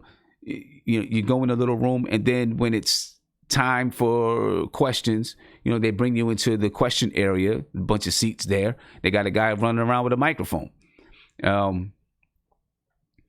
I'm surprised, and Kevin Knox as well, because he needs to bring his defense up. I'm surprised he wasn't asked about his defense. Nothing. It doesn't have to be anything crazy. Just, hey, one of the knocks on you last year was your defense. What did you do to improve your defense? You know what I mean? I'm surprised. Let me get to a phone call. All right, caller, you're on live with Nothing But Knicks. What's popping? What's going on? How you doing? I'm good, man. How you feeling? How'd you feel about what you heard from Media Day? Man, listen, I've been a Knicks fan I'm 49 years old, brother. I've been a Knicks fan from back in the early 80s, man. Mm-hmm. But listen, the league has changed, man. And what they're doing now, the owners, I like what they said at the Media Day. I like everything they said. You know what I mean? It's not like they're supposed to say it, but to be honest with you, it's the truth. You know what I mean? To me, everything is going to be on Fizdale. He got to show that he can coach these guys up. They got to follow that Brooklyn blueprint. You know what I'm saying? Right. So right. It's going to be, he has to coach these guys up, and to me, I believe Fizdale is a good coach. So he's going to have to put, he going to put the best, he going to put the players out there that's going to run the system that he want to run. So I like it. I think they're going to do it. Okay, so what system do you think he wants to run? He want to run that Miami Heat type pressing defense system, tight defense, pressing, rebounding, and then, and pass the ball on offense. Shoot. You got, shoot, find open shot. You pass the ball around, find open shot. More of a team ball, but his emphasis is going to be defense. He want to play that pressing, attacking defense. Yeah. Okay. That's good. And listen, that's what he said in the interview earlier in the day, that he wants to play that type of aggressive defense, and hopefully he does. They've really got to go, they need to have a more altruistic type of offensive system, a share the ball type of offensive system, because there's so many guys that can score. You know what I'm saying? Julius Randle, he should get his 20 to 25 points a game. Everyone else should be around 14, 15 points a game. Because right. Yeah. And there's a bunch of guys that can get that 14 to 15 points. So we should have a number of guys scoring in double digits. And if it's like that, offensively, we'll be a real threat. Yeah, we'll be a real threat, but it has to start from the defense, man. I'm not gonna sit here and lie. Of course. That defense, they got to start on the defense. I mean, everybody. I hear a lot of Knicks fans say, "Oh, I would start DSJ." Listen, all that summertime, all them summer highlights of dunking, all that stuff is all good. All right, but what Fizdale gonna have to do, he have like he said, he want a point guard that's gonna play defense, pass that ball, and control that team. So it's gonna. I mean, don't be surprised if Payton take that spot. You know what I mean? I won't be surprised at all if Frank get it. Yeah, I won't be surprised at all if Elfrid Payton is in that spot. Not at all. Exactly. Yeah, not at all. So as a Knicks fan, last year, was a wash. What we developed, we did what we had to do. They did what they had to do with Porzingis. Forget all about it. Porzingis number the diva. He ain't want to be here anyway, to be honest with you. Let's just cut to the chase. So he's gone. Now, this is all on Fizz now. Now, we got you some players here. Let's see if we can get out these young players that we decided that we wanted to keep. The Knoxes, the Franks. Right. Trill. Let's see if we can get out of these guys. Make some vets with them. Now we can go on to phase 2. Phase 2 is we got to get out and win some games. You guys, listen, they're going to fight of course they're going to win games and fight for like they see the playoffs. That's what you got to do.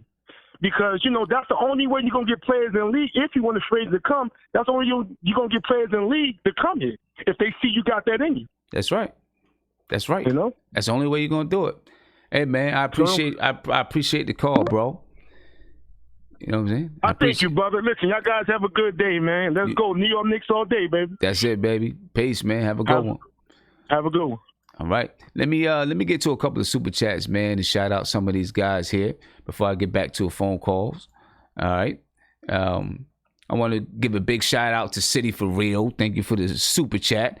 He said, like and subscribe. Yes, please hit me with that thumbs up and subscribe to the channel.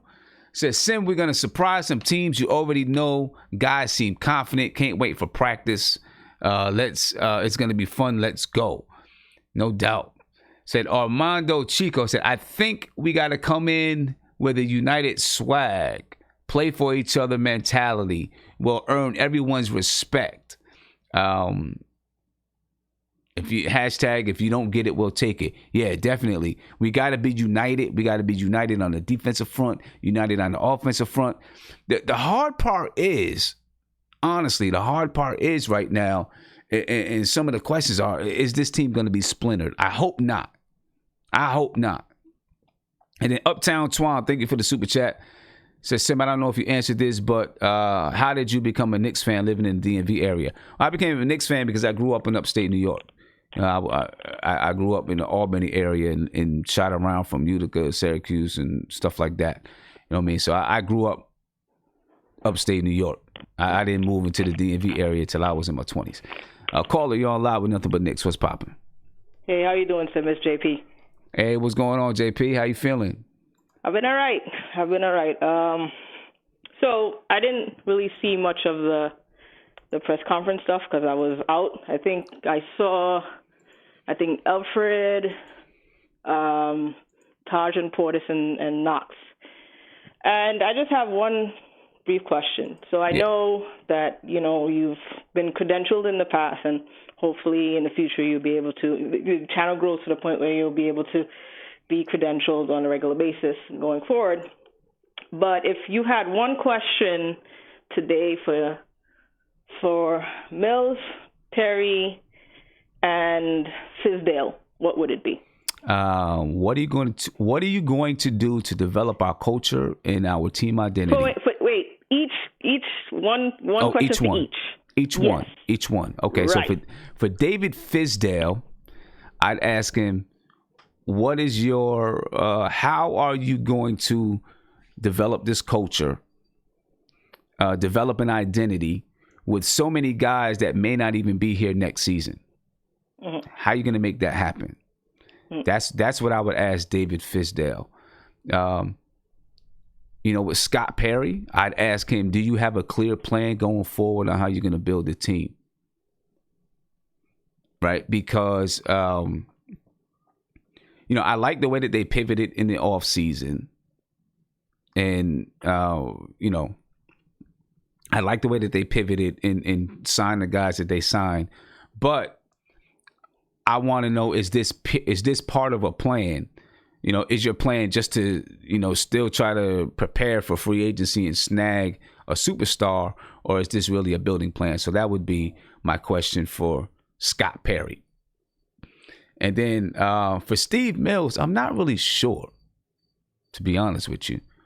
I guess, part of my question would be the same as with Scott Perry. I think the question I would really want to know, I'm going to be honest with you, I probably wouldn't ask it if I was there. Right? But what I really would want to know is, are you the eyes and ears for James Dolan? Mm-hmm. That's what I would really want to know, but I probably wouldn't ask that question, to be honest with you. Okay, so I assume that you saw the whole press conference stuff from start to finish. Yeah. And do you? I'm quite sure all this stuff is, this is like normal. We hear this stuff every single year. Exactly. So did you, from the front office standpoint, did you believe in what you've heard as far as, obviously they didn't speak since, like, what was it? I couldn't tell you last time they spoke. Right. But based on what happened in free agency and whatever their reason was for not speaking, did you believe it? I tell you, I do believe that the players that they signed in free agency, they wanted these players. Julius Randle, I believe they wanted Taj Gibson and probably Bobby Portis. I believe that they wanted those guys. That's the way that I feel.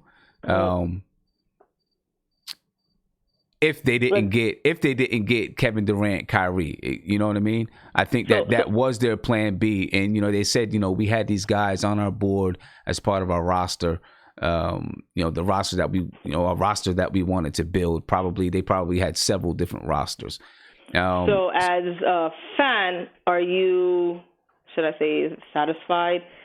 I don't think we're satisfied as Knicks fans, but I guess, is it, I'm not saying it's not acceptable, but do you accept, like, what they said today as far as I'm concerned as a Knicks fan, like, regardless of who they signed, I think it was bad that they didn't at least say something, because I do believe that if they had signed the guys that they really wanted, trust me, they would have had a press conference and it would have been like a circus, whatever. Yeah. Obviously, they didn't get the guys that they really wanted, so they didn't say anything, which in a sense is kind of bad because it robbed the guys of the guys that they did sign. You understand what I'm saying? I agree with you 100%. So that's my opinion. I mean, some people may disagree with me, but... No. I agree with you 100%. I've said that before. I really thought that they should have had just man up to it, right? Yeah, right. You know what? Yeah. They chose to go there. Cool. This is who we signed, and we're going to celebrate who we signed. I felt those guys deserved to have a press conference where they were celebrated as well. I didn't like that. I didn't like that they didn't give those guys a press conference. I didn't think that was fair. You know what I mean? They should have. They definitely should have gave those guys a press conference and just faced it. You know what I mean? Just faced it. And one last question. So, I mean, as Knicks fans, we support each other throughout the year, and then, we're gearing up for another year, and Lord knows how it's going to play out. But what is the one thing that could happen this season as a Knicks fan that would have you totally irate, if the season plays out to a point where, like, I can't, like, I don't know what point it would, for you as a fan, to say, like, I'm done. It's going to take a long time, knowing the type of guy you are and the type of fan you are. But what would need to happen for you to be like, okay, this is not going as we expect it to go, or whatever? Yeah. Or are you not looking for anything? You're just looking to see the season play out? I don't know if I would ever just be like, this is it, I'm that's done. why Right. I understand. I don't think you'll ever not root for the team. Yeah. But I mean, they are building something, hopefully. So, and we hope that this year is much better than the last. Yeah. But what signs do you need to see that will show that, okay, something's wrong or something's not right or whatever? I tell you the one thing. I mean, you know it when you see it. You know what I mean? I can't really explain it, but you know what I'm trying to say. Yeah. The one thing that really scares me is that there's so many players that sound like 1-year deals, right? You got so many new players coming in. There's eight new players, 7, 8 new players coming in, right? You have your young rookies and young guys up until, year 3, the Frank Ntilikina, Damian Dotson, Alonzo Trier, Mitch Robinson, all them guys, Kevin Knox. And then you got the older guys that's been in the league and they're coming here to try to, some like Julius Randle, establish himself as a star player. So I think, he's really a good nucleus guy to build around. But then the other guys are just trying to establish themselves in the league. Almost like last year, but I think maybe with better caliber players, with the Bobby Portises and Elfrid Paytons and Marcus Morris. Marcus Morris is established, but I'm not exactly sure what his agenda is. I'm just afraid that with some of these vets that are here on a 1-year deal and they're 1 or 2 year deal, and they're trying to establish themselves, that Fizdale has a hard time satisfying them as well as satisfying the young guys' need to play, and it becomes some tension in the locker room because there's so many guys that deserve to be on the court, but not all of them are going to be able to. That's what I'm afraid of. But it seems like we've been dealing with that for the past 2 years with, them trying to toe the line where you're trying to have these young guys develop and have these veterans here. So I think that it looks like the veterans that they actually signed could actually play this year. Right. So, but he should have some kind of experience how to handle that. Yeah. And I did read, I saw a tweet that I think either Perry or Mills, they didn't answer the question about Frank. What do you feel about that? Do you feel that they were trying to avoid the topic altogether, or what do you read into that? I felt that it was their basic cookie cutter answer, what they were going to say, no matter what. He's going to get his chance. So you didn't read too much into it. Not too much into it. I didn't. They're going to get his chance. They said he's going to get his chance. They seen him play. They thought he played well. He's going to get his chance. All right. Well, I want to thank you very much for the time. Shout out to the chat and enjoy the rest of your day, man. Thank you, JP. Have a good one. Yeah, thank you. All right. Yeah, ladies and gentlemen, there's JP. She's calls in. I like talking to JP when she calls in. Feel free to call in, ladies and gentlemen, 516-405-2246. I do know that you're at work and you got work to do. Got to pay the bills, so make sure you do that first. If you're new to the channel, do me a favor, subscribe to the channel. Ring that notification bell. You'll be notified anytime I go live, drop a video, or post to my community section. We're here now. Media Day is here. We just finished up Media Day. Training camp starts tomorrow. So there's going to be a lot of updates going on, and I'm going to make sure that I keep you updated. If you're on Sportscaster, my friends on Sportscaster, please give me a follow. All right, let's get to another phone call. Then I'm going to get to the guys in the video chat because I know they got something they want to say. All right, caller, you're on live with Nothing But Knicks. What's popping? Caller, you're on live with Nothing But Knicks. What's popping? You there? Hello? Must have missed him. All right. Well, let's go ahead. We're gonna get to the guys that's over here. I'm gonna start off with. I just came from Andy. I'm gonna start with French Knicks podcast. My man, French Knicks podcast. What's going on with you, bro? Did you like what you heard? Can you hear me? I can't hear you. All right. Maybe I missed him. We'll get to a phone call then. Caller, you're on live with Nothing But Knicks. What's popping? What's good, Sim? What's good with you, man? How you feeling? I'm chilling. I'm good. All right. So you like what you heard, man? Nah, there was 3 things that didn't sit well with me. All right, what was things that? I heard today that didn't sit necessarily well with me. Okay. That's why I'm calling. What were those things? The first thing was the first two had to do with the front office. Number one was Mills. All right. I hated when he it bothered me when he was talking about he had multiple back free agents that he could have signed, but he decided not to. I felt like that's something that he should have never said because the media could run with it. Mm. And you know what I'm saying? Like, that's something that he should have just kept to himself because they could flip that. Right. So I felt like, you know, that's you don't need that. You don't need focus on the team that you have now. Focus on your roster. Don't do revisionist history and bring that back up. Right, Secondly, because then the next question from everyone is going to be, I wonder who those free agents were. Exactly. Right, I wonder who they were, and if it's somebody, you know, things start leaking and getting put out there, then it's, well, why didn't you sign this guy? Why didn't you sign that guy? I feel what you're saying.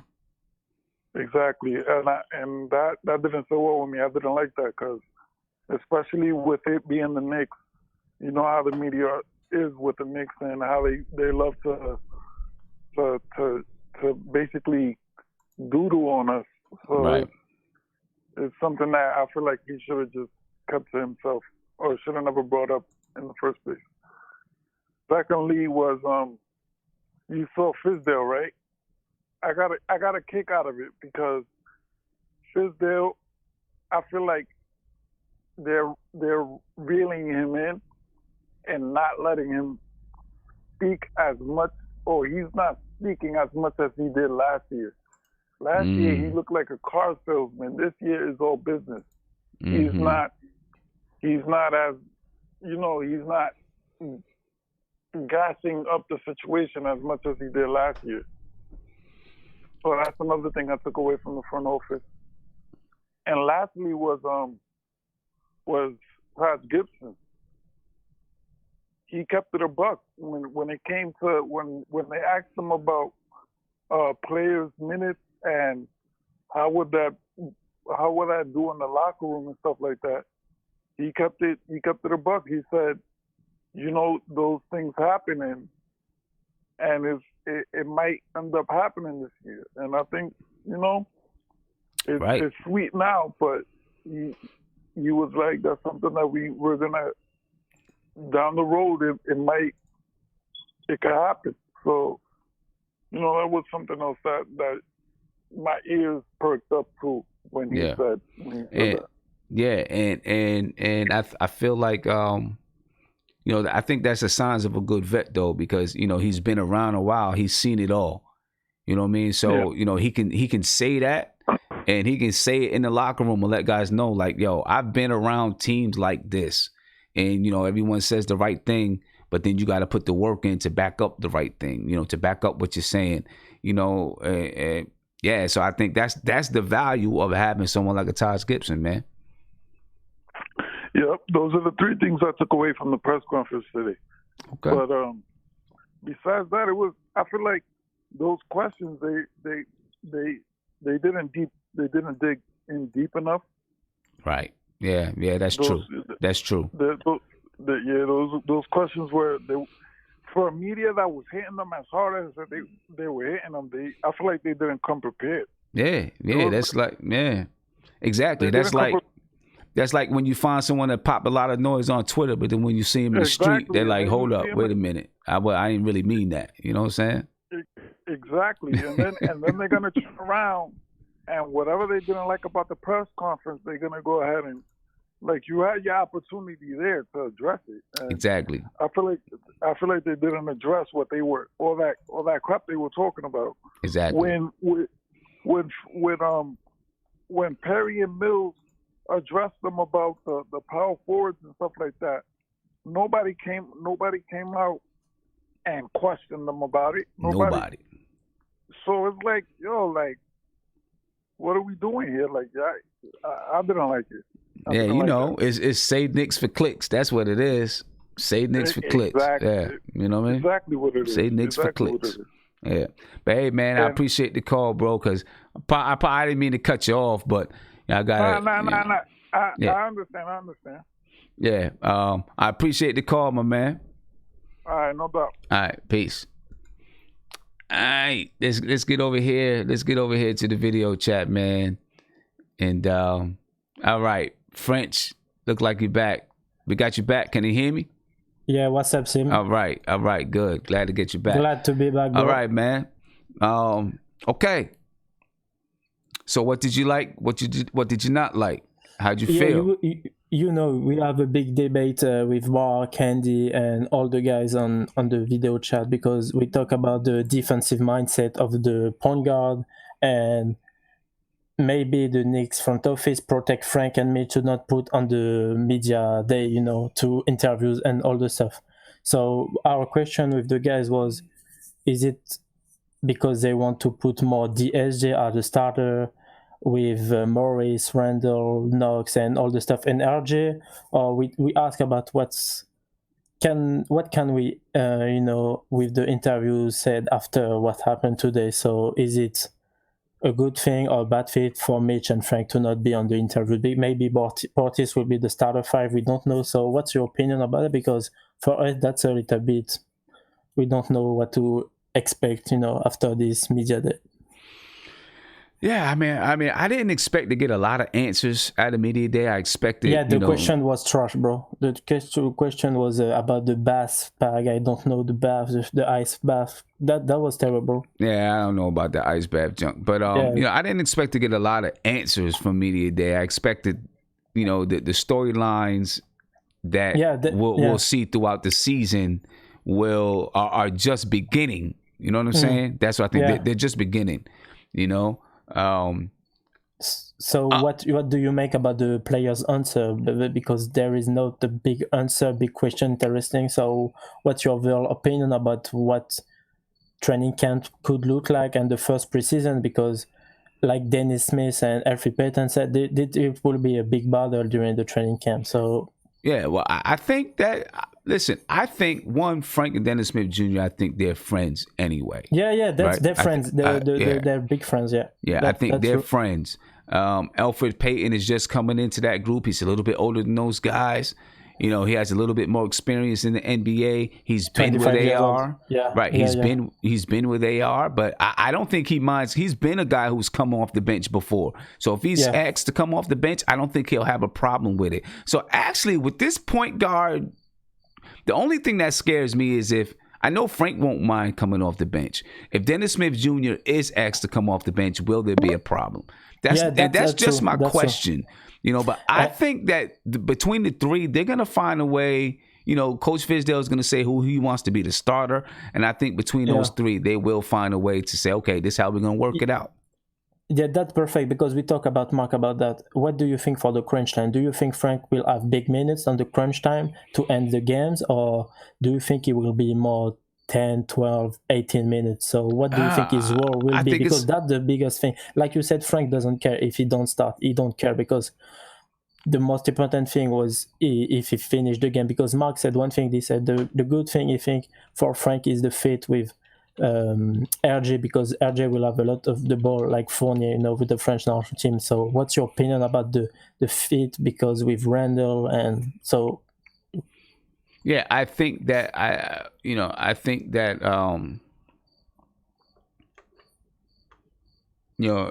the fit. I think that I think the guys have. I actually think, you know, as I was breaking down the roster, I think that, you know, especially with those power forwards, like, you know, Scott Perry was alluding to, everyone said they signed all these power forwards. Everyone does something different. Julius Randle is an all-around scorer, not all-around scorer, but, you know, he can score in multiple ways, three levels. He can shoot it from three now. He can take it to the basket a little bit. He can score down in the post. He can run the floor. Bobby Portis is a three-point shooter. You know, he's going to spread the floor. Taj Gibson is a power player down low to rebound the basketball. You know what I mean? So and you have Mitch also, yeah, and then you have Mitch. So, you know, I think that's gonna work there. you have so many pieces. You can put the puzzle pieces together. But, there's so many pieces. I believe you can put the puzzle pieces together. Yeah. But it's gonna take work. But it's gonna take work, man. For you, because the best question of the media there was to Fizz, because there is so many guys this year that we are so deep that during the season maybe 9 or 10 players will play, so many guys will not be happy with the situation. And you said if Dennis Smith is on the bench, he will not be happy, and we don't know what will happen in the locker room, and maybe Portis will punch another guy on the team like he did in Chicago. So do you think the attitude of the players will be important to build this culture? Because last year Moody was trash and he played 42 games. So what's the overall opinion of you on this subject, you know? Yeah, well, I think that like my man Uptown Swan just said, and thank you for the super chat. I'm sorry, not Uptown Swan, Armando Chico, and thank you for the super chat. He said the hard part is getting everyone to buy into the union. Yeah. Right? Yeah. That's the hard part. That's going to be a hard part for Fizz, getting everybody you're good, bro. to buy in. That's going to be the toughest part, because there's a lot of pieces there, and you're going to need leaders like Taj Gibson and those guys, to be part of that leadership group, to get everybody to buy into what Coach Fizdale is trying to do. That's going to be the difficult task. It's going to be a really difficult task to get all those guys to really try to buy in. But I think it can be done. It can be done. What they got to understand is this. Everybody, if they win and they're doing well, everybody eats. That's the bottom line. If they win and they are doing well, everybody eats. Everybody gets a piece of the pie. You know what I mean? If they splinter and they fall apart, then it's not going to be many that eat. It's going to look bad on everybody. That being said, I like the things that they're saying. They're saying a lot of the right things, that they want, they're working out together. And I think they actually feel like they can upset the league a little bit. You know what I mean? That they can upset the league. So, we're gonna see how it goes there. But I want to get around. I only have about 8 minutes left, ladies and gentlemen. All right, and I'm gonna let you get back to your work day. Right, but so I like to get around to everyone and get a couple of last words before I get up out of here. Because I know I seen someone said, man, Sim's gonna get us all fired. I don't want you to get fired. I need you to keep working, support your family, support yourself. You know what I mean? But I had to jump on for Media Day. We had to do it. All right. So, French Knicks podcast, I'll start with you. If you want to give us some last words, since I was just speaking with you. And yeah, then, no problem. Sim. So big shout out to all the NBK family, to all the guys who was on the Knicks chat, So Andy, all the bros. So don't cut me, just unmute it at the end, because I want to talk to all the guys, all the debates. So big shout out to Mark and Sim. Great content always. So last thing, I want your opinion about what do you expect from Frank and Fizdale, what you want to ask to Frank to do. And that's the last thing. And go Knicks. Hope 33 wins for us this year. If more, I'm happy. If less, we need to fire Fizz. So sorry. you know what I feel about him. I feel last year was a struggle. So yeah, I think just last thing, can you talk about Fizdale role for Frank? That's the last thing. Yeah, I think that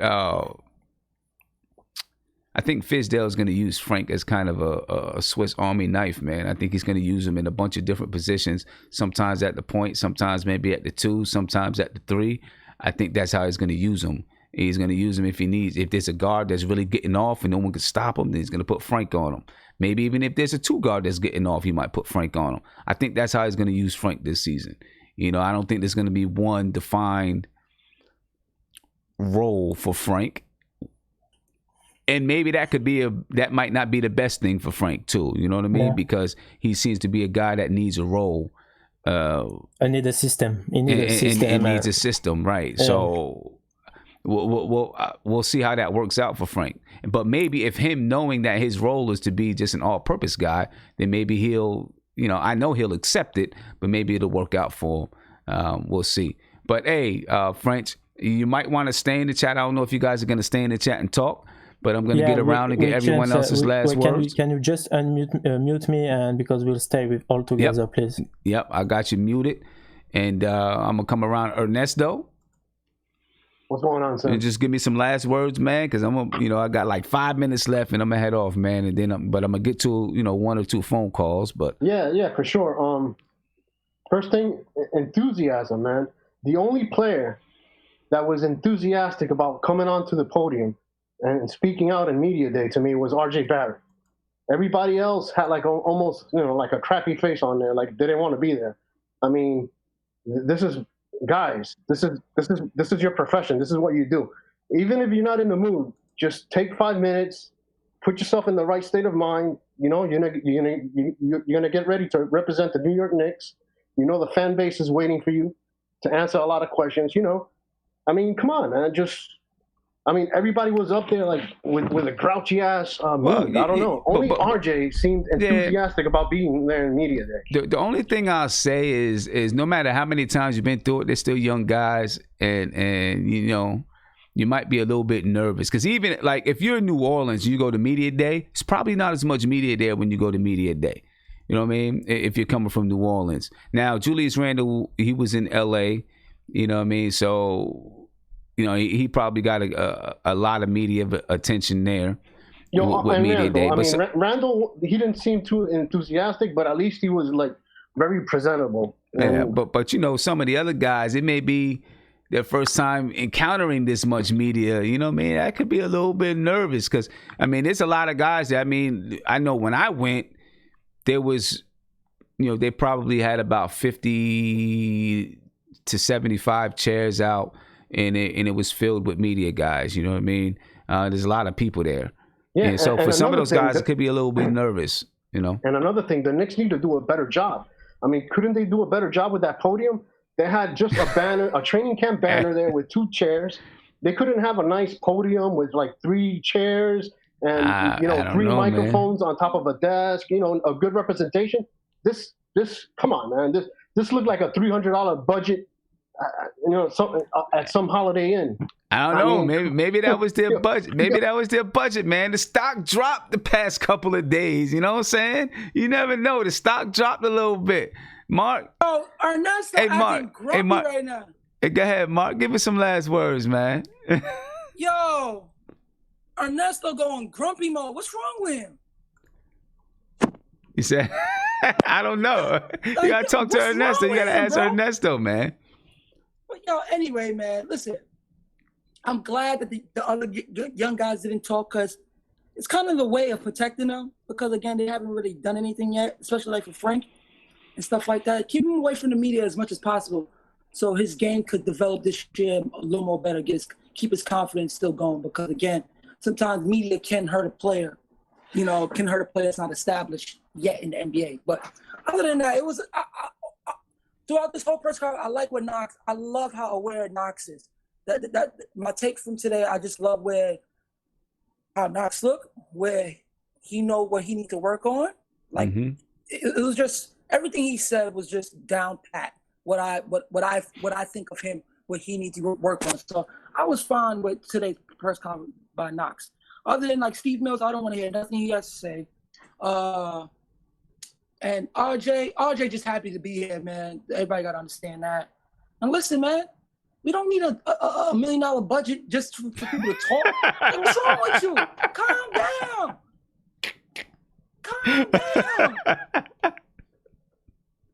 Oh, boy. You act like this won some. Nah, we deserve that $3 podium. We ain't do nothing yet. I feel you on that one. I feel you on that one. I feel you on that one, man. Take it easy, bro. Oh, boy. All right. My man, Roz. Oh, no, yeah. So, thank you guys. This is my first time here, so I appreciate the nothing. I appreciate the Nothing But Knicks crew. My give and take of the whole charade is that I love the veterans. Sorry, let me just mute Mark because I can listen. Yeah.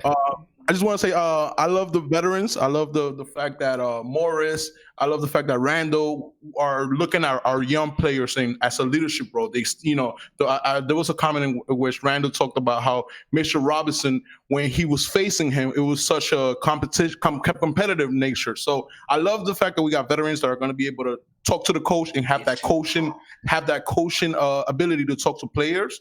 My thing was this whole summer was Frank's summer. And I didn't get to see Frank. So yeah. We didn't get to see Frank. We didn't get to see Frank. We didn't get to see Zoe. Zoe looks like a guy that we're willing to sell. I don't know if I don't know. Like I love Zoe, but Zoe doesn't fit in the criteria of our team right now. But I love him. You understand? It's just like I feel like there's a lot of jealousy towards him. You think so?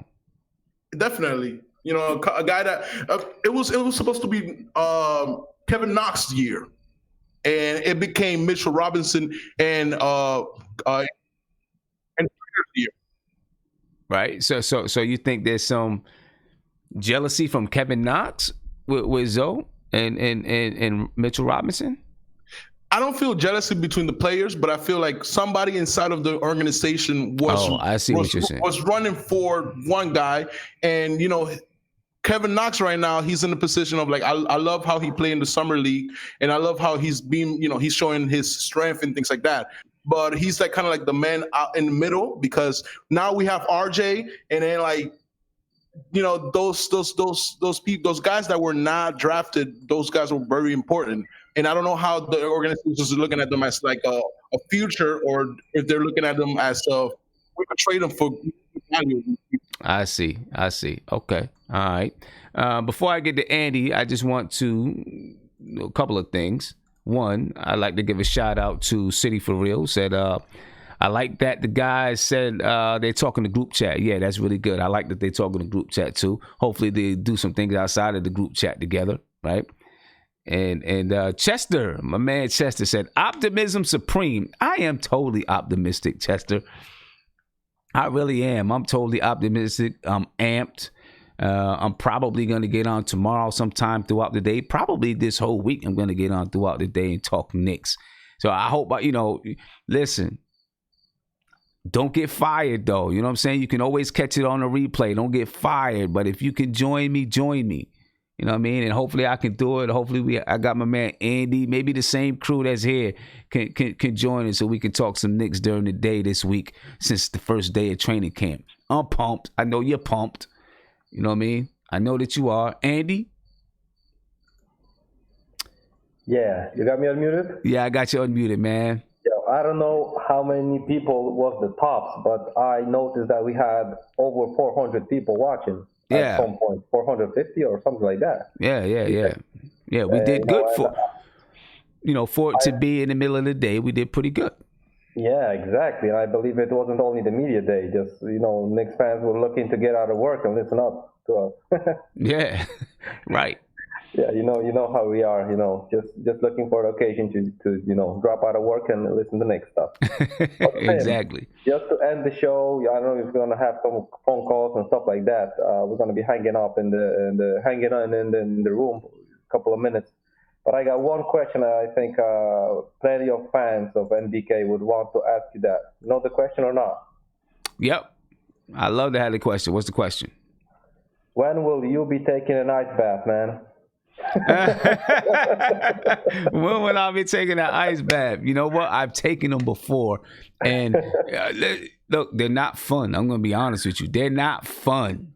Yeah, I know. They're not. I know. Listen, I'm taking an ice bath, and I'm sitting there, and I'm like, I'm not going to move.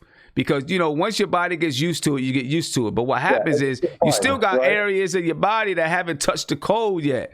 So you're sitting in there and like your back, parts of your back haven't touched. So you just still until you're ready to get out. And you can only stay in there for about 10 minutes. You can't stay in there any longer than that. My daughter won't go anywhere near an ice bath. Well, my wife probably too, man. She won't go anywhere near an ice bath.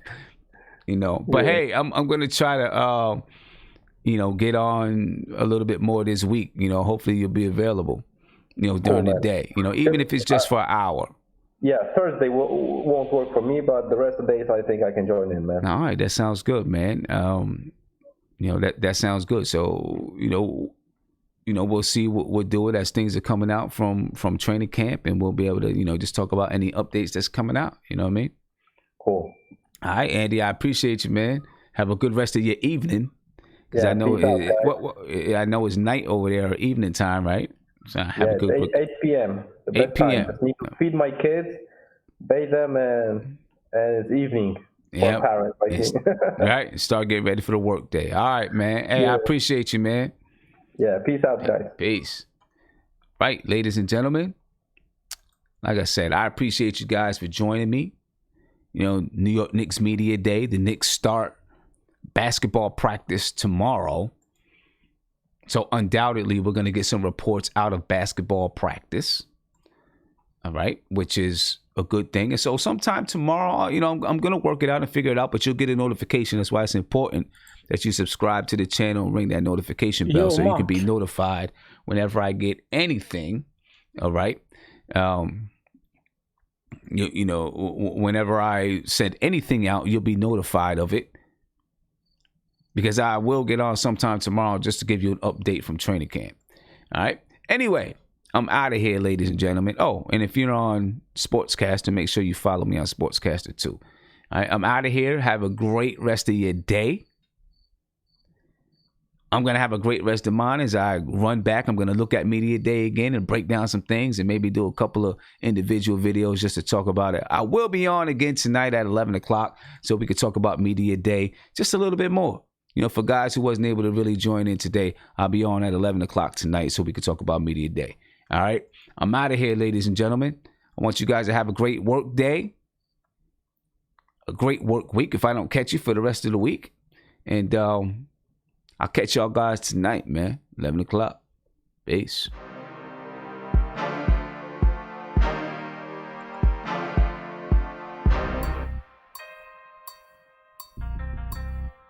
That's the G.